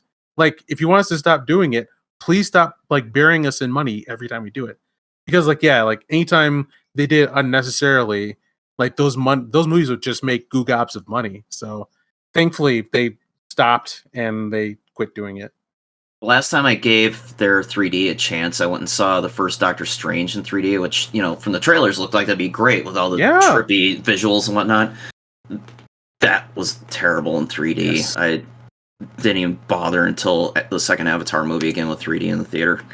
Any 3D, I'm gonna say it, any 3D is just usually just a disappointment. Either that or it's just like minor effects and like you forget about it the next day. I enjoyed it in Avatar. Yeah, the Avatar movies are a great example of well-used 3D. That's what I'm saying. Just the first lean on James Cameron for 3D. The first How to Train Your Dragon is the best 3D I've ever experienced ever, like by far. I heard Hugo was really good in the 3D. If you ever saw that, Martin Scorsese's only 3D movie, but like the very few people use it well, and most filmmakers are just like they treat it like a lazy filter that they could throw on to upcharge ticket prices. So like IMAX. It never really. Yeah, exactly. So, what do you guys feel that like? I wanted to watch for this. Like, why didn't I like it in Quantumania? And like, how is it that Guardians of the Galaxy did it right? Like, they're both sci-fi epics, but man, Guardians of the Galaxy felt more sincere, felt more cohesive, solid, more directed. I guess this is why. And Quantumania just seemed like flashing the back screen with sci-fi. Yeah, that's really interesting because aesthetically, if you put them, they look almost identical. I guess Guardians of the Galaxy, everything's built up for it, while Quantum Mania just feels like just throwing shit at the screen for no reason. And none of the shit has a real story arc. Like you had that one guy from The Good Place who's just there as like a side character. He never really does anything. You have Ant-Man who really just has no bearing in that universe, in that kind of aesthetic. Ant-Man is strictly like a ground level hero. What makes him fun and special is like making stuff big and small. So you know that's unique in a Earth-based setting, in like a everyday normal setting. In a sci-fi setting where everyone has a cool gadget, it just has no value. I wanted to. I was ready for him. I was like, I was not set to hate it. I would like a microverse universe adventure. Ant-Man sounds like the right one for it, but man, that didn't do it. I was so curious to hear what your thought of it was, because I'm like, on a surface level, Keith should be going bananas over this. This is like all. While I was watching it, I'm like, yeah, you guys are doing it. You guys are doing it. It was a whole bunch of sci-fi goofy for the sake of being goofy, though. It's on par with Love and Thunder. It's just the investment from the creatives behind it wasn't there, and what you're seeing that come through on the screen, and especially Keith and I were talking when we walked out of Quantumania. You can tell that the actors aren't interacting with anything that they're seeing around them. There's that dissonance that you're going to get with green screen because all that crap's put in post-prod. And they have no idea what they're interacting with. And if the actors on screen aren't invested with what they're interacting with, why should we be invested in whatever we're seeing on the screen at that point? Versus James Gunn, which, once again, he cares about each one of his starships, and they built out big parts of that, the Bowie, which ugly ship. Please give me my Milano back. But I appreciate the Milano. Did it ever get officially destroyed? It was in Infinity War, right? No, Milano was destroyed in Volume 2 when they went through all the Sovereign ships, and then Ego saved them. The Benatar was in. It wasn't Benatar. You're right. Sorry. Yep. The Milano was destroyed in part 2. But like at the end of part 2, you saw them using a ray that was reconstructing it that implied that it could be fixed. So that's the last thing you saw of the Milano. But I think it's the Power Ranger thing, where every time you have if you have a chance to do a new iteration for a new toy, don't pass it up. And that's what they got. Yeah, the Benatar was the ship that they had in Infinity War and Endgame. Mm-hmm. And which I got one of those. And I think, let's see, because then Hawkeye and Black Widow flew that to the planet to get the Soul Stone from Red Skull. And then Hawkeye flew that back solo after Natasha sacrificed herself. So it still existed somewhere at the end of Endgame, unless it was destroyed during Thanos' Scorched Earth attack. What I kind of wonder is how James Gunn is doing the Peter Quill grow up arc, where the Milano was his hot rod, and eventually he has to upgrade to a minivan.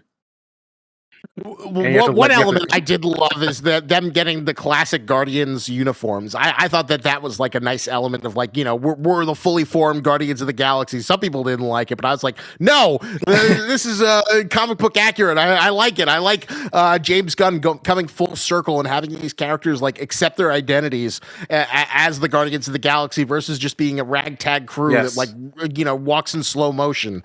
I am fully supportive of actually taking the comic roots versus just everything being like a shittier version of the James Gunn humor. Yeah.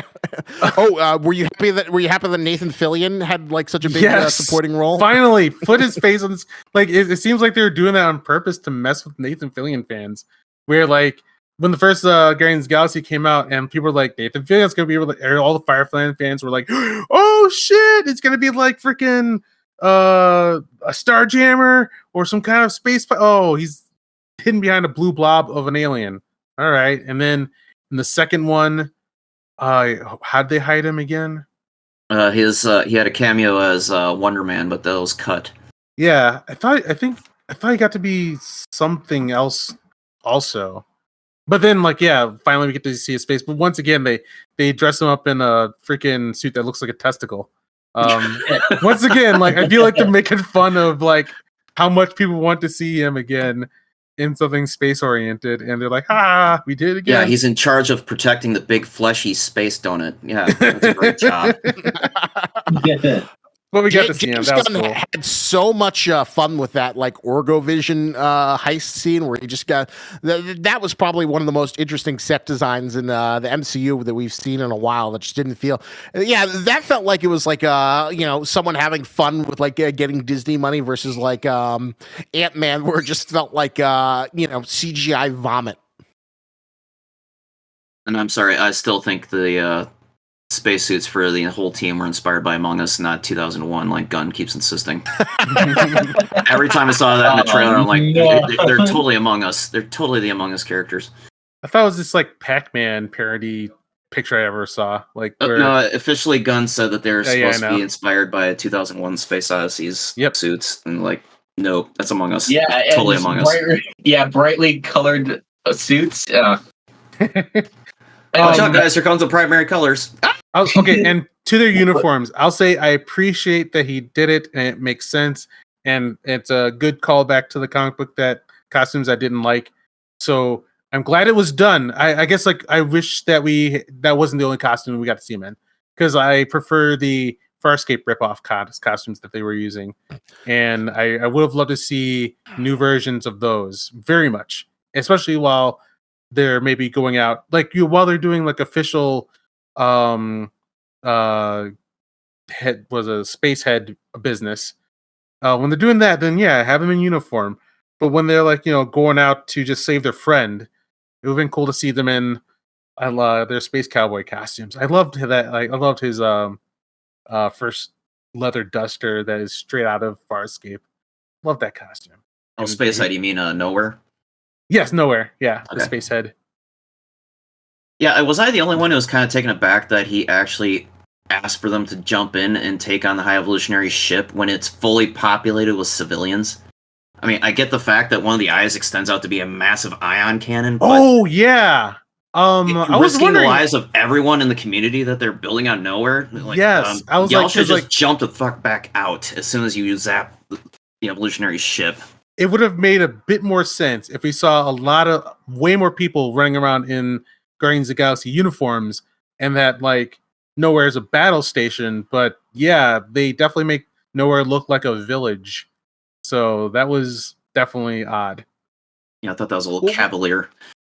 Well, one thing that also kind of confused me though was what exactly was their reason for breaking up? They all just had other shit. I don't know. To me, that was like I would have rather they had a few of them die than just like the meek, I've got shit to work out. Peter has to go back to Earth. Mantis wants to go venture. Drax is gonna be a father again for all these adopted kids. I don't know. There's something about it that just made me feel like this is kind of like a weak sauce ending to just have them just like quietly disband without some sort of central catalyst that like but I guess technically the team doesn't end since Rocket takes over, but like it just felt like a little bit like why are you all separating? Why is this the reason you disband? In story, I don't know. Out story, he wanted to make sure that all of his friends could get jobs in the future. I'm positive like he went to each of where do you want your character to be? No, you're not killing Drax. Sorry. What else would you like him to do? Well, I feel like he And, wanted. I think Dave Bautista said he didn't want to, or I don't know. Maybe Feige, the Feige bot, stepped in and says, "No, we've got 10 more. We got 5 more appearances in that 10 appearance contract. Bautista's coming back, whether he wants to or not. We got a lot of Nice Drax She-Hulk toys reference in. there. Nice She-Hulk reference. We're gonna throw him in the Eternals as a Hail Mary to like try and save him. I'm guessing it's the same reason why they didn't kill Han Solo. It's because there's a lot of Drax toys still in circulation, and no one wants to buy a dead character.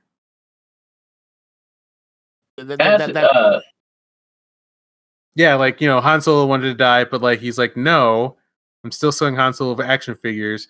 And you know what?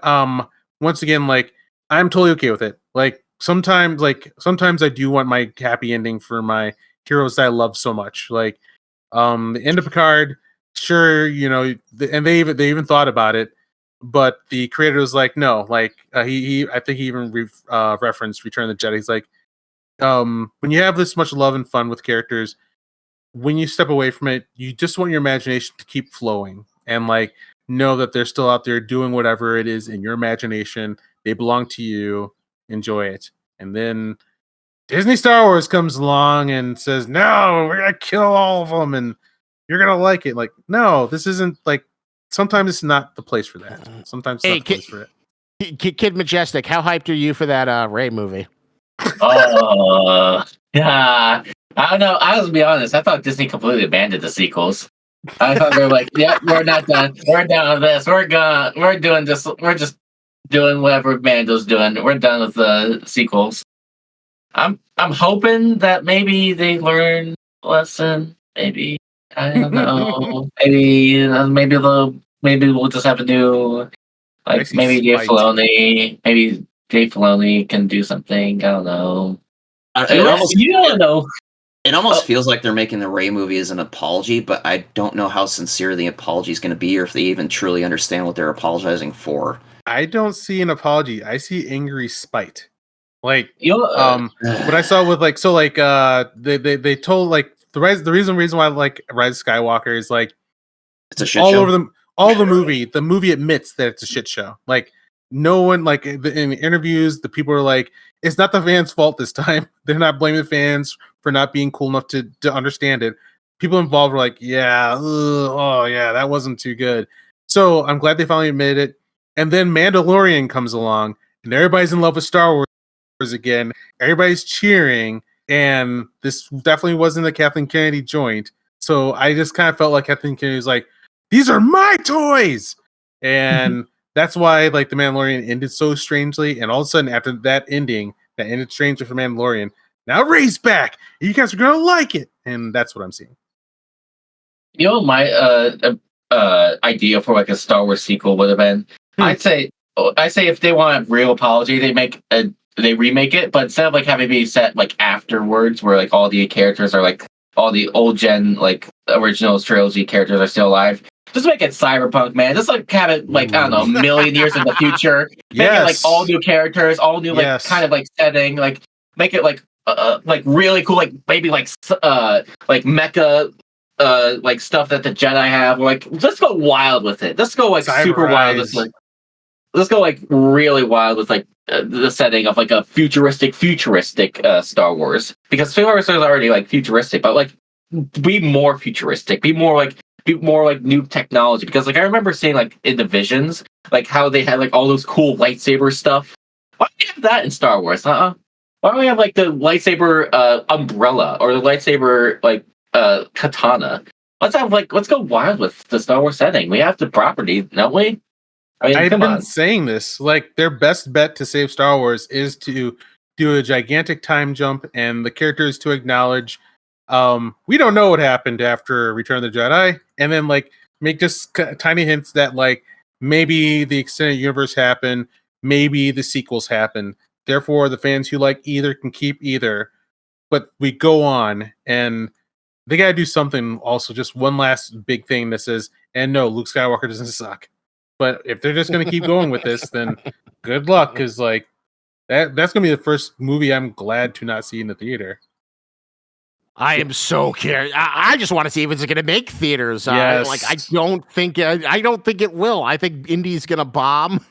And oh wow, you're right. Real quick on Indie Bomb. So like Guardians of the Galaxy didn't do that good. I was really betting on Guardians of the Galaxy like being like so. I thought like my thing was like the reason why all these other movies aren't doing great is because it's not a sincere thing. It's not really done by a creator that everyone loves. But Guardians of the Galaxy, that's gonna do good. But it's the Guardians of the Galaxy got hit too. Like they barely did better than Ant-Man. They're struggling to get past. They're like at only 300 million, and like the last movie hit 800 million. They did worse than Love and Thunder. I mean, God damn it. Does this spell? I'm gonna say it. I'm gonna ask all of you this. Does this spell the end of the MCU and spell the future of James Gunn DC EU? I wonder. So can I go first? Go first because that is a really interesting question. I say no. Like they always have enough money for a billion chances beyond this until they find good artists to really revive it so they can keep failing. And so the thing I was wondering is like, so oh shit, like I expected Guardians of the Galaxy 3 to do really good, and therefore it's about the art and the artist, and therefore when Indiana Jones hits, people love Indiana Jones too sincerely, and like James Mangold never misses. So that's going to make a lot of money. But now I'm wondering, and now I also kind of wonder, like, whether it's good or not, whether it's by a good artist or not. I wonder if like the people behind DC are like doing Marge Simpson concerned grumbles now, going, "Our golden boy just kind of didn't knock it out of the park. Oh shit!" So like, yeah, everybody should be worried now. Well, to add on to that, I think the reason why Guardians isn't performing as well is one, the Guardians never really went away. So they were always kind of there, whether it was in appearing in the Guardians holiday special, Thor: Love and Thunder. So for that, there wasn't like this hunger of them coming back. It also didn't help that like Phase 4 is filled with like sub James Gunn / Josh Whedon humor. So by turn, people have turned against that sort of Marvel style of humor. Like, hey guys, can you believe we're in this situation? Oh my god, that happened. Well, I think even Feige has to admit that they diluted their own product because, I mean, you look at the runtimes for Phase 3. If you watch all the Phase 3 movies, it's 24 hours of content if you're going to make it through. Take a wild guess at how many hours of content you have to wade through from the fire hose they put out with Phase 4. I'm going to guess 60 hours or 70 hours. Pretty close, 58 hours. Ooh. That's a lift. That's a commitment. And if I was a consumer being told to consume 58 hours of content and having it only really make me give a damn for about, I don't know, 3 or 4 hours of it, I get a little turned away too. Yeah, because I just feel like it's, even if this is like the best version, this is from the source, I feel like just the negative association that's been piling up is just kind of, it does not help that you have like Ant-Man a few months earlier, which looks almost like, aesthetically, if you put posters or movie trailers, it looks very similar. Like I'm sure my dad would be confused, like, wait, Guardians of the Galaxy, didn't that just come out a few months ago? Mm-hmm. Yeah, this movie was supposed to be like my proof that like, nah, man, like Indiana Jones is not in trouble. We're in for a good future, so long as it's done by creators that we care about. And then, fucking hell, 300 million, like compared to 800 million of that last Guardians movie. Like, well, it's still early in its cycle, but you're right. It feels like it's not going to go to like 700 plus million or a billion like it should have. It feels like it's going to like get just either barely limp to 500 million, or maybe get a little bit over there. Which in MCU and $250 million blockbuster terms is considered to be a huge disappointment. Especially because the budget was 250 million. But no, the parents blew all their budget going to see a Super Mario Brothers multiple times in the last month. Yeah. Though, did you guys notice that Chris Pratt has been a part of 2 #1 movies in a row with No Sleep Till Brooklyn from the Beastie Boys in it? Cool. Yeah, that was one song drop I kind of like. Really? we're doing the Beastie Boys thing again? No Sleep Till Brooklyn? I mean, I know Keith touched on it earlier, but I love James Gunn's musical taste and how he applies it to his movies, but it was a little excessive in this movie. It was just needle drops for the sake of needle drops. Like, yeah, damn it, James. I think the only things that saved it for me was the fact that he managed to use Radiohead's "Creep" in a way that actually made me give a shit about that song again, because that's one of the Radiohead songs I can't stand anymore. And even the guy who wrote that song, Tom York, can't stand that song anymore either. Oh, damn. Yeah. The ending dance scene with the set to Florence and the Machine's the Dog Days Are Over, that was great. I mean, they even showed a clip of Florence Welch, the singer from that band, watching the movie and actually crying during that because she was getting into it so much. So, aww. And you look, and I don't know if you guys ever checked out Gunn's Spotify account sometime, but I'm in love with his musical taste. He just has bunches of playlists on there. He basically regards music the same way I do. He just soundtracks everything, and it's fantastic. Cool. So, yeah, I appreciate. That's why I appreciated the Volume 3. I mean, it was basically played out like a visual mixtape of his, and he even admits that he thinks up specific songs for scenes, and then he even plays the songs while they're filming some of the scenes, so that everybody on the cast can get in the mood of what he's trying to do with that scene. But he might have gone a little over the top with this one. Yes, absolutely. I'm positive I rolled my eyes when like another one hit. I'm like, okay, not every scene needs like your freaking B-side music. Not every. Yeah, I think maybe that's the Guardians of the Galaxy. We're all pretty positive, but there are like, we kind of wanted it a home run while it feels like a really good third hit, but also like there's some fatigue. Like, Jesus Christ, James Gunn, where we don't need every fucking needle and it was interesting when it was like the first 2 Guardians films worked really well because it was like it was central to the story. Peter Quill had this mixtape for when he left Earth, which was like the first one was like 70s music, right? The first 2 movies, they were primarily 70s and music for early his mom. 80s. Yeah. Well, and then the second one, because he found the second mixtape from his mom, and that had 80s music, right? Mm-hmm. Yeah, they had a few more 80s centric music. That's true. So each one had. Well, this one just felt like it was all over the place of like early 2000s, mid 90s. So it felt a little less cohesive, and I think the end point that was kind of the joke, because Yondu had found that Zune player, because, haha, Zune player, nobody has those anymore. Such a love that failure so by much. Microsoft. I love that so much that I'm always on the cusp of buying one. I love that they did that so much. Even though they haven't made them in, 15 years? Oh, yeah. I've looked them up a couple times. They still work, but like they're always way too expensive. Did you ever play with one? No, I remember hearing back in the day when I was listening to tech podcasts that everyone loved it. Yeah, the UI that Microsoft made for that music player was actually kind of great. It's a bubble-based UI, like you see now on like Android and Apple. And yeah, like the tech podcasts I listen to, they're like, just so you know, everybody's making fun of this, but this is the better music player. Well, everybody's making fun of it because it was Microsoft obviously trying to jump onto the same train that Apple had been dominating at that point. But the UI on the Zunes was actually very logical and very fluid, and actually kind of one of my buddies had one and I played with it for a couple days, and I'm kind of bummed that didn't take off. Hey, Gen Z kid here over here, what the fuck is a Zune? Zune was Microsoft's competitive product to Apple's iPod. Oh.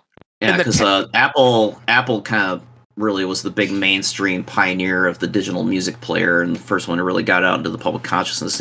Holy crap, I can carry around 300 songs on a little digital device, and I don't have to haul around my CD wallet or booklet anymore. Hooray!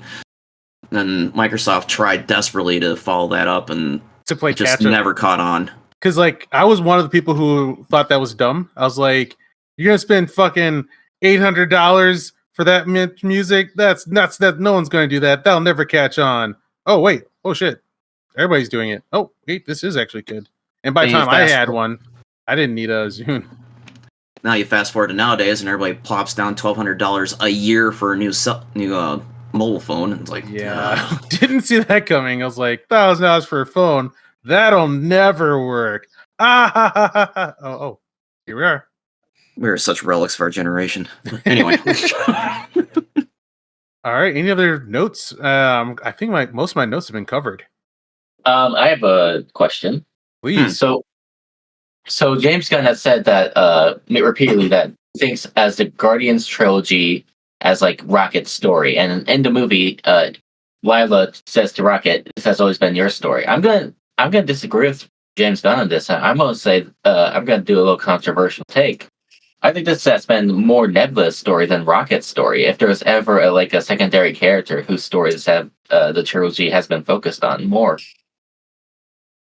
Nebula got a lot of great material, and I do think Nebula has like one of the stronger arcs of like MCU side characters, which is kind of like being this angry person, but then just also being an angry person who's like willing to work with other people, but still has like I don't know. There was like one comment in like the Critical Drinkers review. He was like, "Oh, why is she always so angry and yelling at people?" And like that's her defining characteristic. She was traumatized, and that's how she deals with things. But her whole arc is that she eventually she's still standoffish, but she learns to work with people and become more cooperative. I think like James Gunn sees it because, like I said at the beginning, like the whole story that we're seeing was built around Rocket.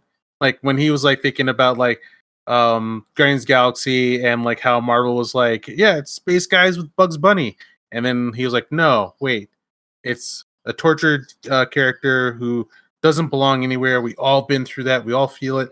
And blossoming around that idea, we have the trilogy we have now. So, I did. Oh, do you want to reply to that?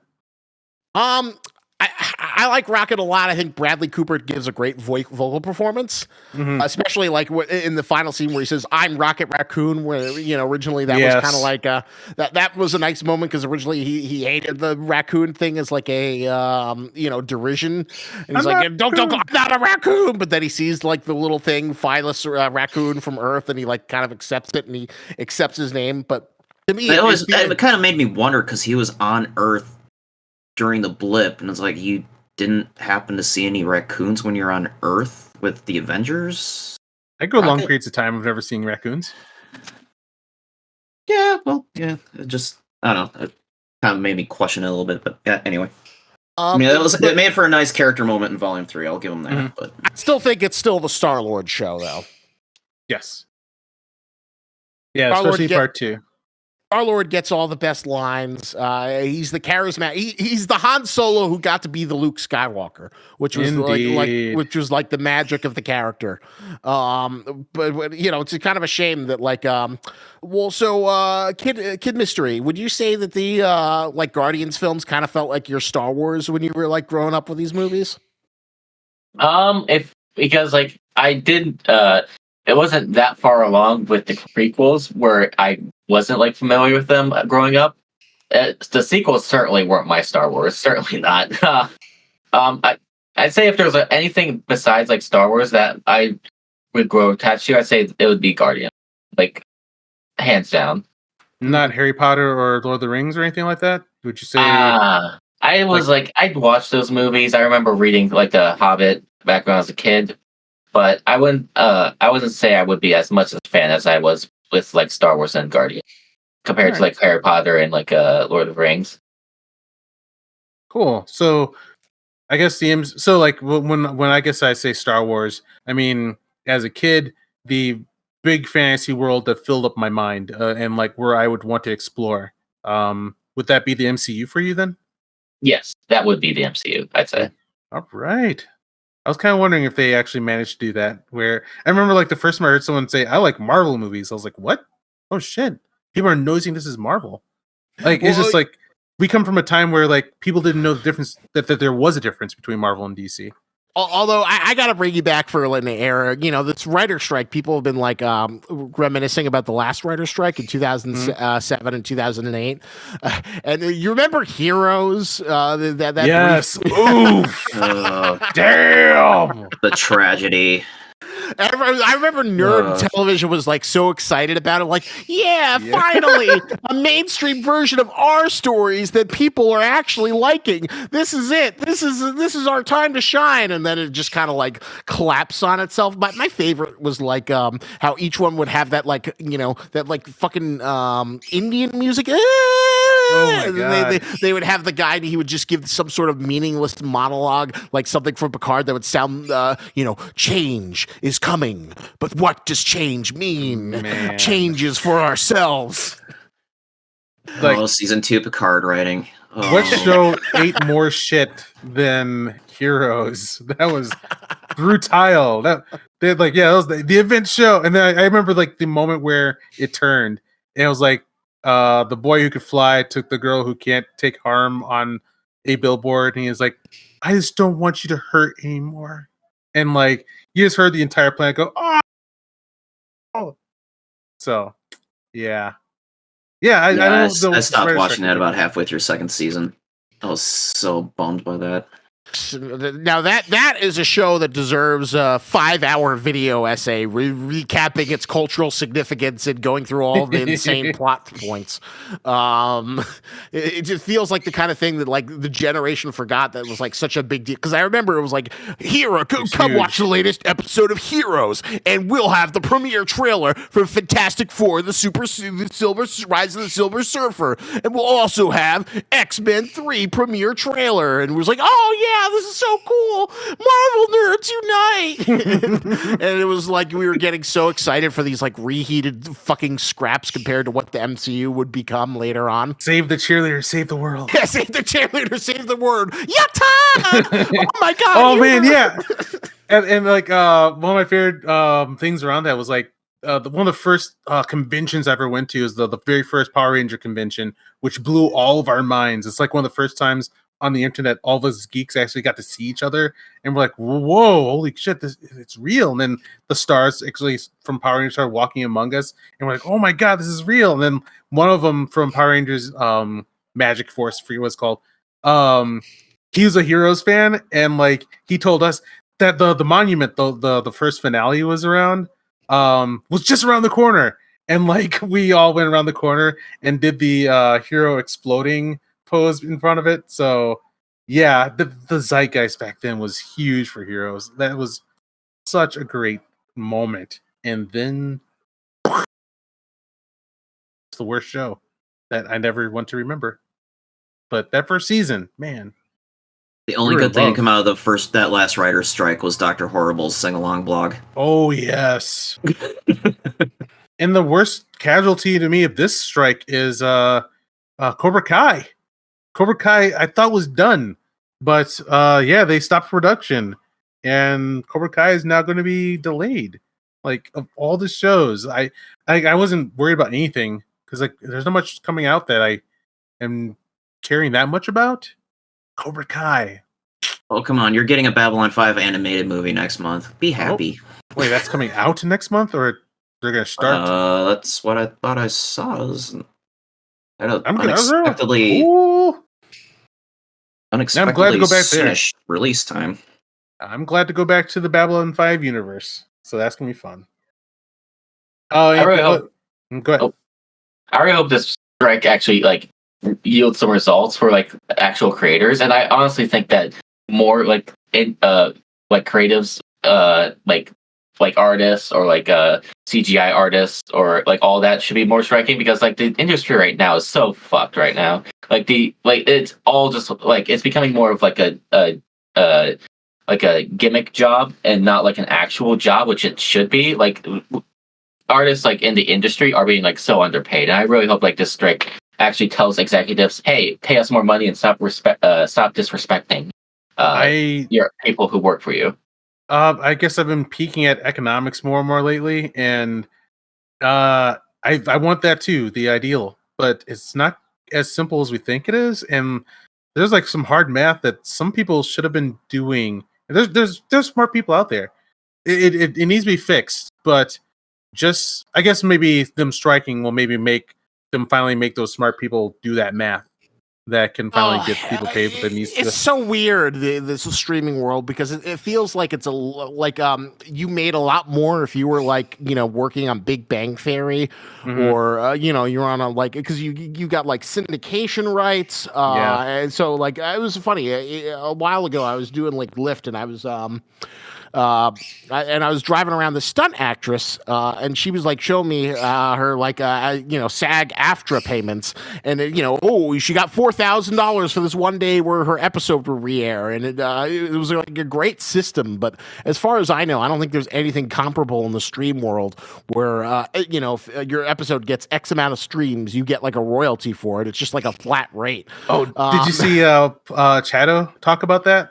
I think did he go into depth for it? I think I saw one of the videos. I don't know if he did anything more recently.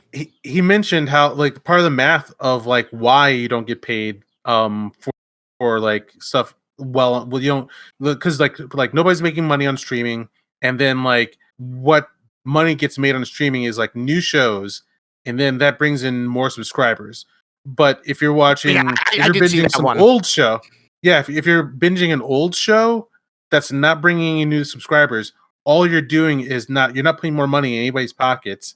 You're taking more money and bandwidth from the company, and therefore the company is like, and you want me to give more money away for that? Because that's the problem with streaming is like the stream model that was going on right now.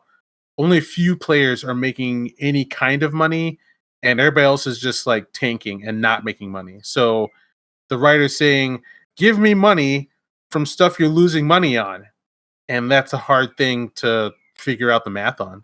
Yeah, that's I think what I feel like the streamers aren't making as much money as they like to think they are from whatchamacallit. I think that the whole realistically, I think we're going to go back to something similar to cable, where basically you'll have like a premium tier where you could just pay a premium price to get everything without commercials. But I think we're going to get streaming's basically to run back into cable, where most of it's ad supported, and you go onto these live stream channels, and people kind of like that, just having something on in the background, and you'll see like a rise of that where you just have their catalog.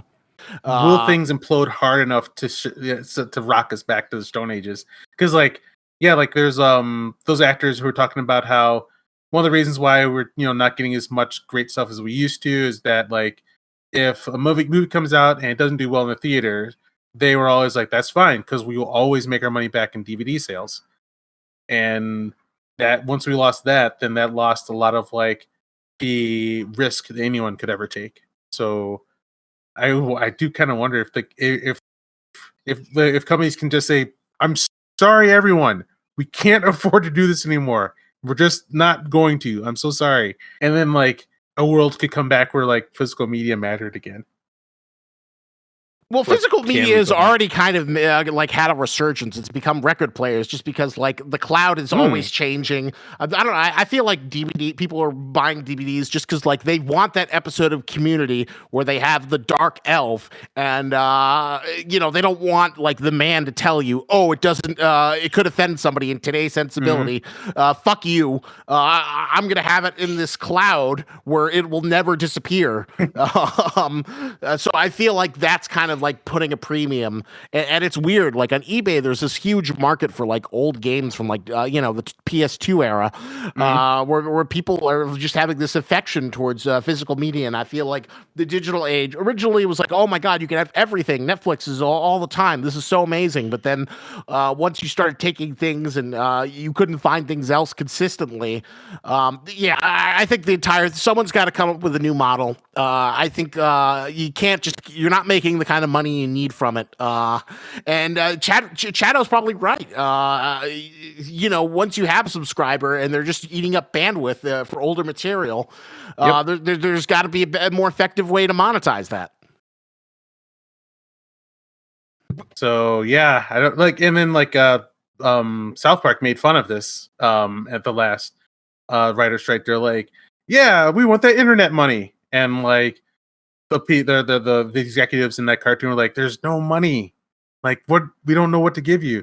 And then like the writer strike was resolved by giving them like what was it, certificates to Applebee's. They're like, yeah, all right, we won.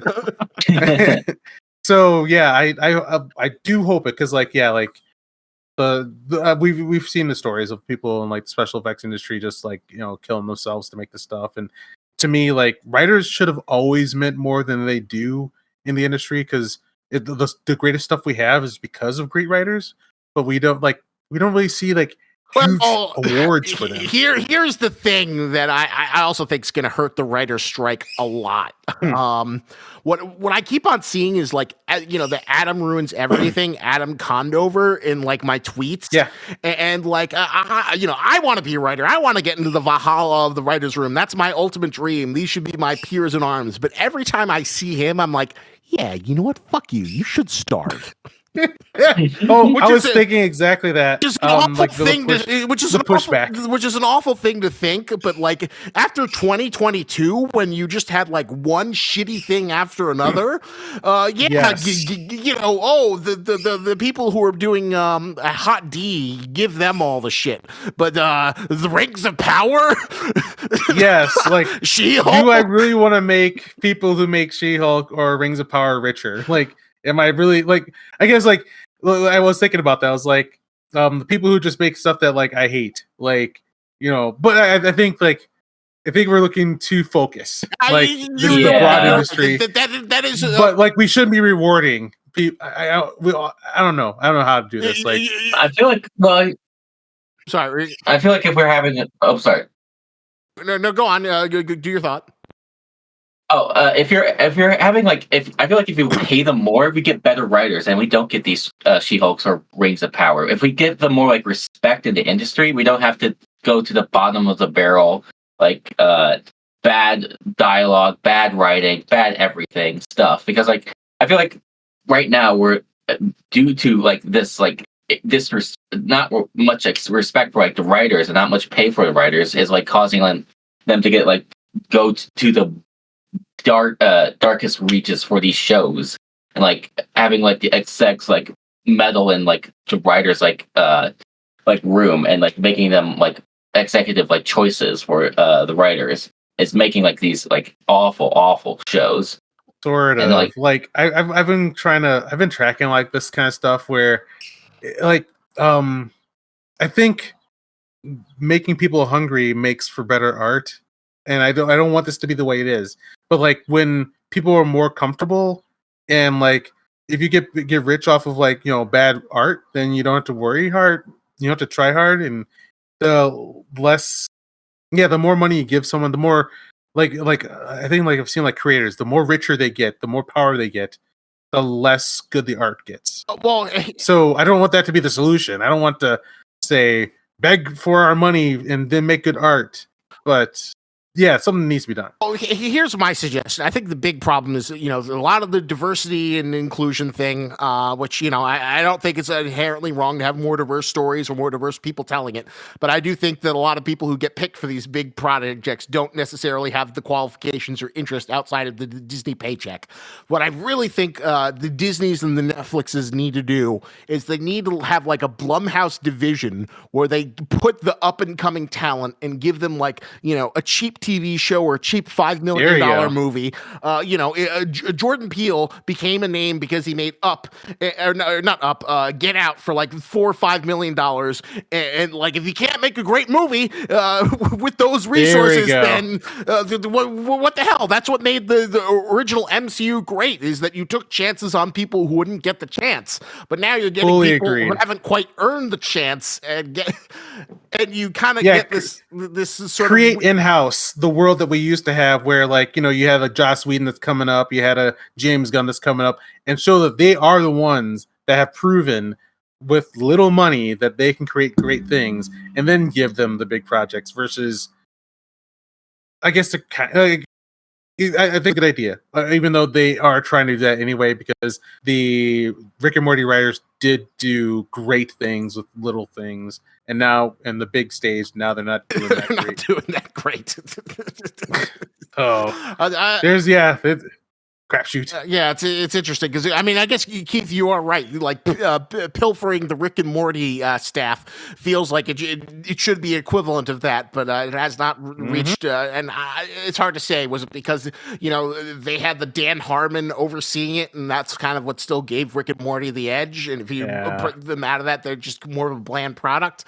But yeah, it just feels like something's not working, and I feel like getting public support for like the writer strike when it's like the people who made Witcher Blood Origin they deserve more royalties, or the Resident Evil TV show that ruined Lance Reddick's last few living performances.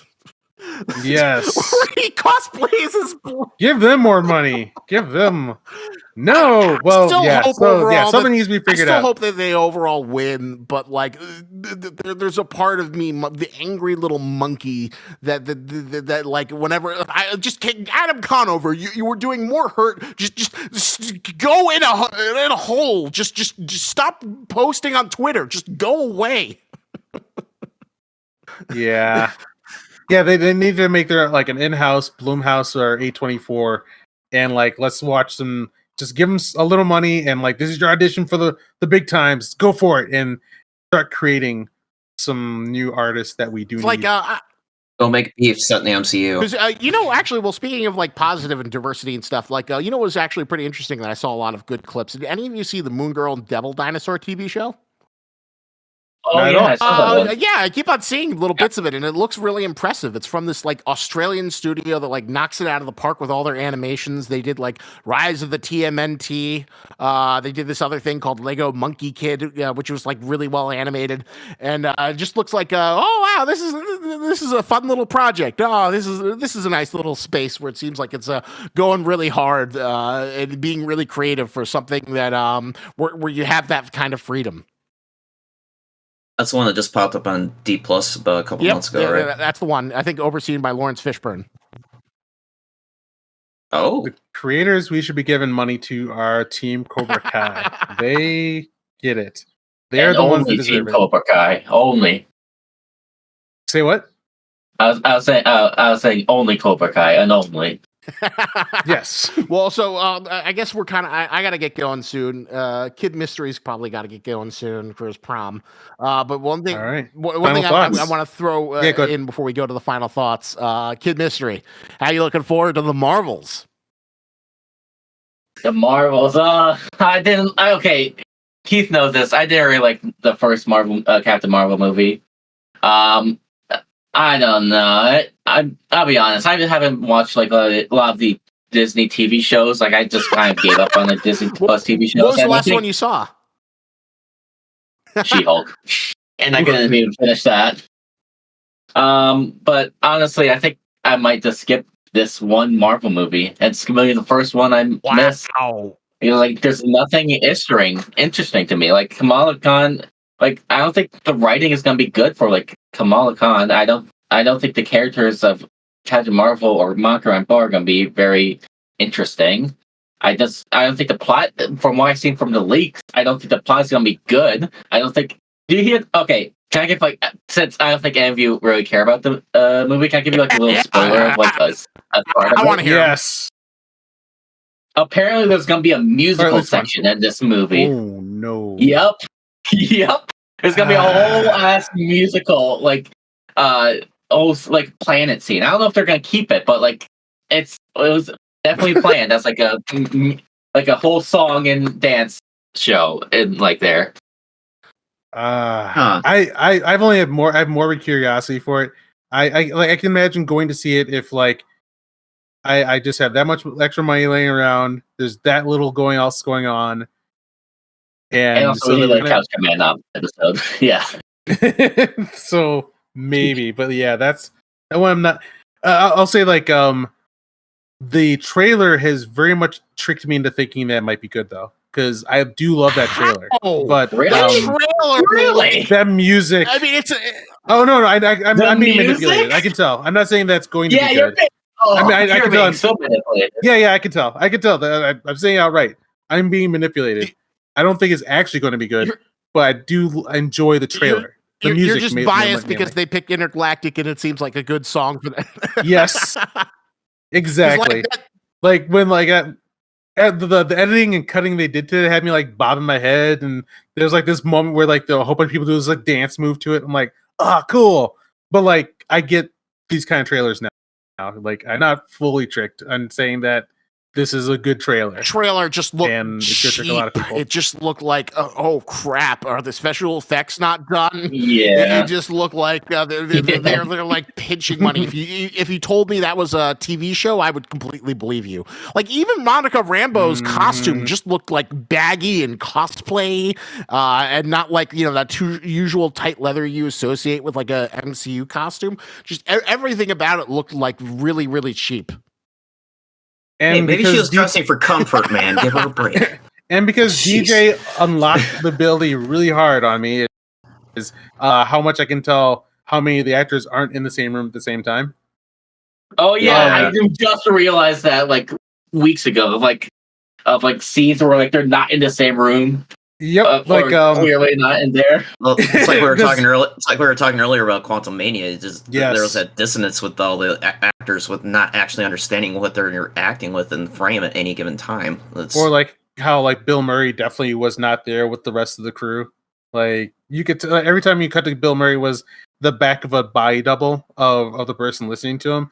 And then also like in the Marvel's trailer when Captain Marvel lands in the living room of Kamal Khan's family. Like every shot is completely you're using a body double to that you can tell that's a reshoot. But they're like, let's do this here. We'll figure it out in post. Don't worry about it. And what are the I seem to hate Brie Larson as Captain Marvel a lot less than most people do. I don't mind her that much, but and I actually kind of like the characters of Monica Rambeau and Kamala Khan, but I'm not sure I can really want to sit for 2.5 hours in a movie theater watching them. I like the actress who plays Kamala Khan. She's very she's charming. Cool. I like her. Yeah. I hope she finds opportunities after the MCU. I hope she doesn't become like poor Kelly Marie Tran. Oh, fuck. I hated what they trashed her so hard when they blamed the fans. But God, they punked her so hard. She deserved better. Yeah. Kelly Marie Tran is actually really good outside of MCU. She or outside of Star Wars. She did a series with Olsen, who's Wanda Maximoff. Why am I forgetting her first name? I saw the chops of good actress, but then they wrote her just horribly and just put her in a freaking potato sack costume. Yeah, Last Jedi did no favors for her at all. God, yeah. Anyway. Final thoughts? Let's do this. MJ, final thoughts on Guardians of the Galaxy 3. It was a good epilogue to the Guardians trilogy and really for the MCU. For me, I honestly am struggling to find reasons to really give a damn about the MCU past this point. But I'm actually kind of looking forward to what Gunn can do with the DCU, and actually after going back through his filmography this past week after I watched Guardians last week, I'm kind of hoping he also reignites the Belko experiment and tries to make a sequel to that. 'Cause I still think that movie needs a sequel. That movie was a lot better than I remember it being. But it was great. Guardians was a great movie, great way for Gunn to end up his whole MCU journey, and see what he does with DC from here. Kid Mystery, final thoughts. What can I say about Guardians of the Galaxy Part 3, but it hasn't been said? It's a good ending. It's James Gunn at his most invested, I think, or at least most conclusion oriented James Gunn movie ever. There are some parts I do disagree with, but I don't think a lot of those parts may be they're mostly minor and have to do with Marvel as a whole. But I'm gonna say it. I'm gonna give it a 8.5 out of 10. Right, very judicious score. I think this is the end of an era. I think James Gunn, you are the consummate professional. You kept a level head. You gave closure and conclusion to your characters. You showed what the MCU cosmic side could be. You got a much bigger opportunity. I hope, just like Rocket Raccoon learned to go to lead the Guardians and accept his destiny and stop being dejected, you also accept your destiny to write a good Superman movie. And while the Guardians, I think Marvel fatigue kind of weighed on my opinion of this movie, I think overall it was still very solid. Probably the best MCU movie we've seen in a while. And possibly the end and of what may be the MCU as we know it for the foreseeable future. Hopefully, Kevin Feige can right the ship. I'd use that writer strike as a soul-searching point. And I think not having product for a year or two wouldn't be the worst thing in the world. And hopefully you can come back stronger and build a legacy where the next generation of kids following Kid Mysterious can see a universe filled with endless possibilities and not a universe that is built by white liberal guilt. Too bad he didn't use that break during the pandemic to do that same soul searching. Yeah. My final thoughts. The Guardians of the Galaxy is what I've been wanting from Star Wars since Return of the Jedi. Like, every Return of the Jedi, I didn't want to continue to go back to those heroes and then just destroy them. I loved like the feel. Oh, like it's what James Gunn said about this was like he wants you to feel like how you felt with the original Star Wars, and that's how I felt. Like he opened up the sky of Marvel into a universe that you can explore, do adventures in, and that's what I love. And then like you grow with the characters, you see them grow. You get to explore, great universe, great spaceships, lots of fun. And yeah, this is the end of an era. Like when we were walking out, my buddy Jason was like, yeah, that felt like the end of something. That was a part of our lives. And I hope that this vacuum left behind by Joss Whedon, the Russo brothers, and now James Gunn, like I want their suffering to create greatness. Like they're gonna suffer. Like I don't know who they have next to make anything for them, but like I was saying before, less money, now they have to fight for it. So I hope that this pushes them to wake up and correct the ship. And I want to know what next Marvel heroes or universe that we didn't care about before can they turn into something great. So that's my feelings on it. That's I loved his trilogy. I loved all the work and heart that you put into it, and I hope that it isn't superhero fatigue that will follow him into the DC universe, and that maybe he can spark something new. And the last thing I'm going to say is that I think the thing that he has to remember when he's going to make it the new DC universe is that the biggest hurdle DC universe had was that all they did was superhero movies. And the biggest strength at the height of Marvel was that they weren't doing superhero movies. They were doing movies of the era that people loved, like spy movies, Star Wars movies, and whatnot. And, genre movies. Yeah, genre movies, and then dressing them up in superheroes. So I hope he remembers this or knows this and applies that to the DC universe somehow so that we can truly see a resurgence of the DC universe and like superhero movies. So that's what I'm hoping for. I'm just wondering how deep he's going to dip into the toy box of Superman's box of weirdness from like the Silver Age comics, because he's shown all along that he has a penchant for going for the real obscure crap in comic book lore with some of these comics. I mean, look at the Suicide Squad movie, for example. I mean, who even heard of like half of those characters, especially the ones that were killed right away? Mm-hmm. But I mean, he's already said that Crypto, the super dog's going to be in the Superman Legacy movie. And yep. So yeah, to me, that's a little bit of that sounds like your Superman movie. I hope you're doing a sci-fi action, some genre that people want to see using Superman. I just hope he doesn't go as dark as his brothers did with Brightburn. All right, MJ, where can you find more of you on the internet? I'm on all the socials as MJ3342. That's EMJAY3342. All right, Kid Mystery, where can they find you on the internet? Oh, I look at my list of links. I have like a whole like doc with all your like links and stuff that I have to put in every like video. So I have like MJ's links and Isaac's links. Oh, here, what I see. You can find me at Twitter at mysteryc_4. And yeah, that's about it. That's about yeah.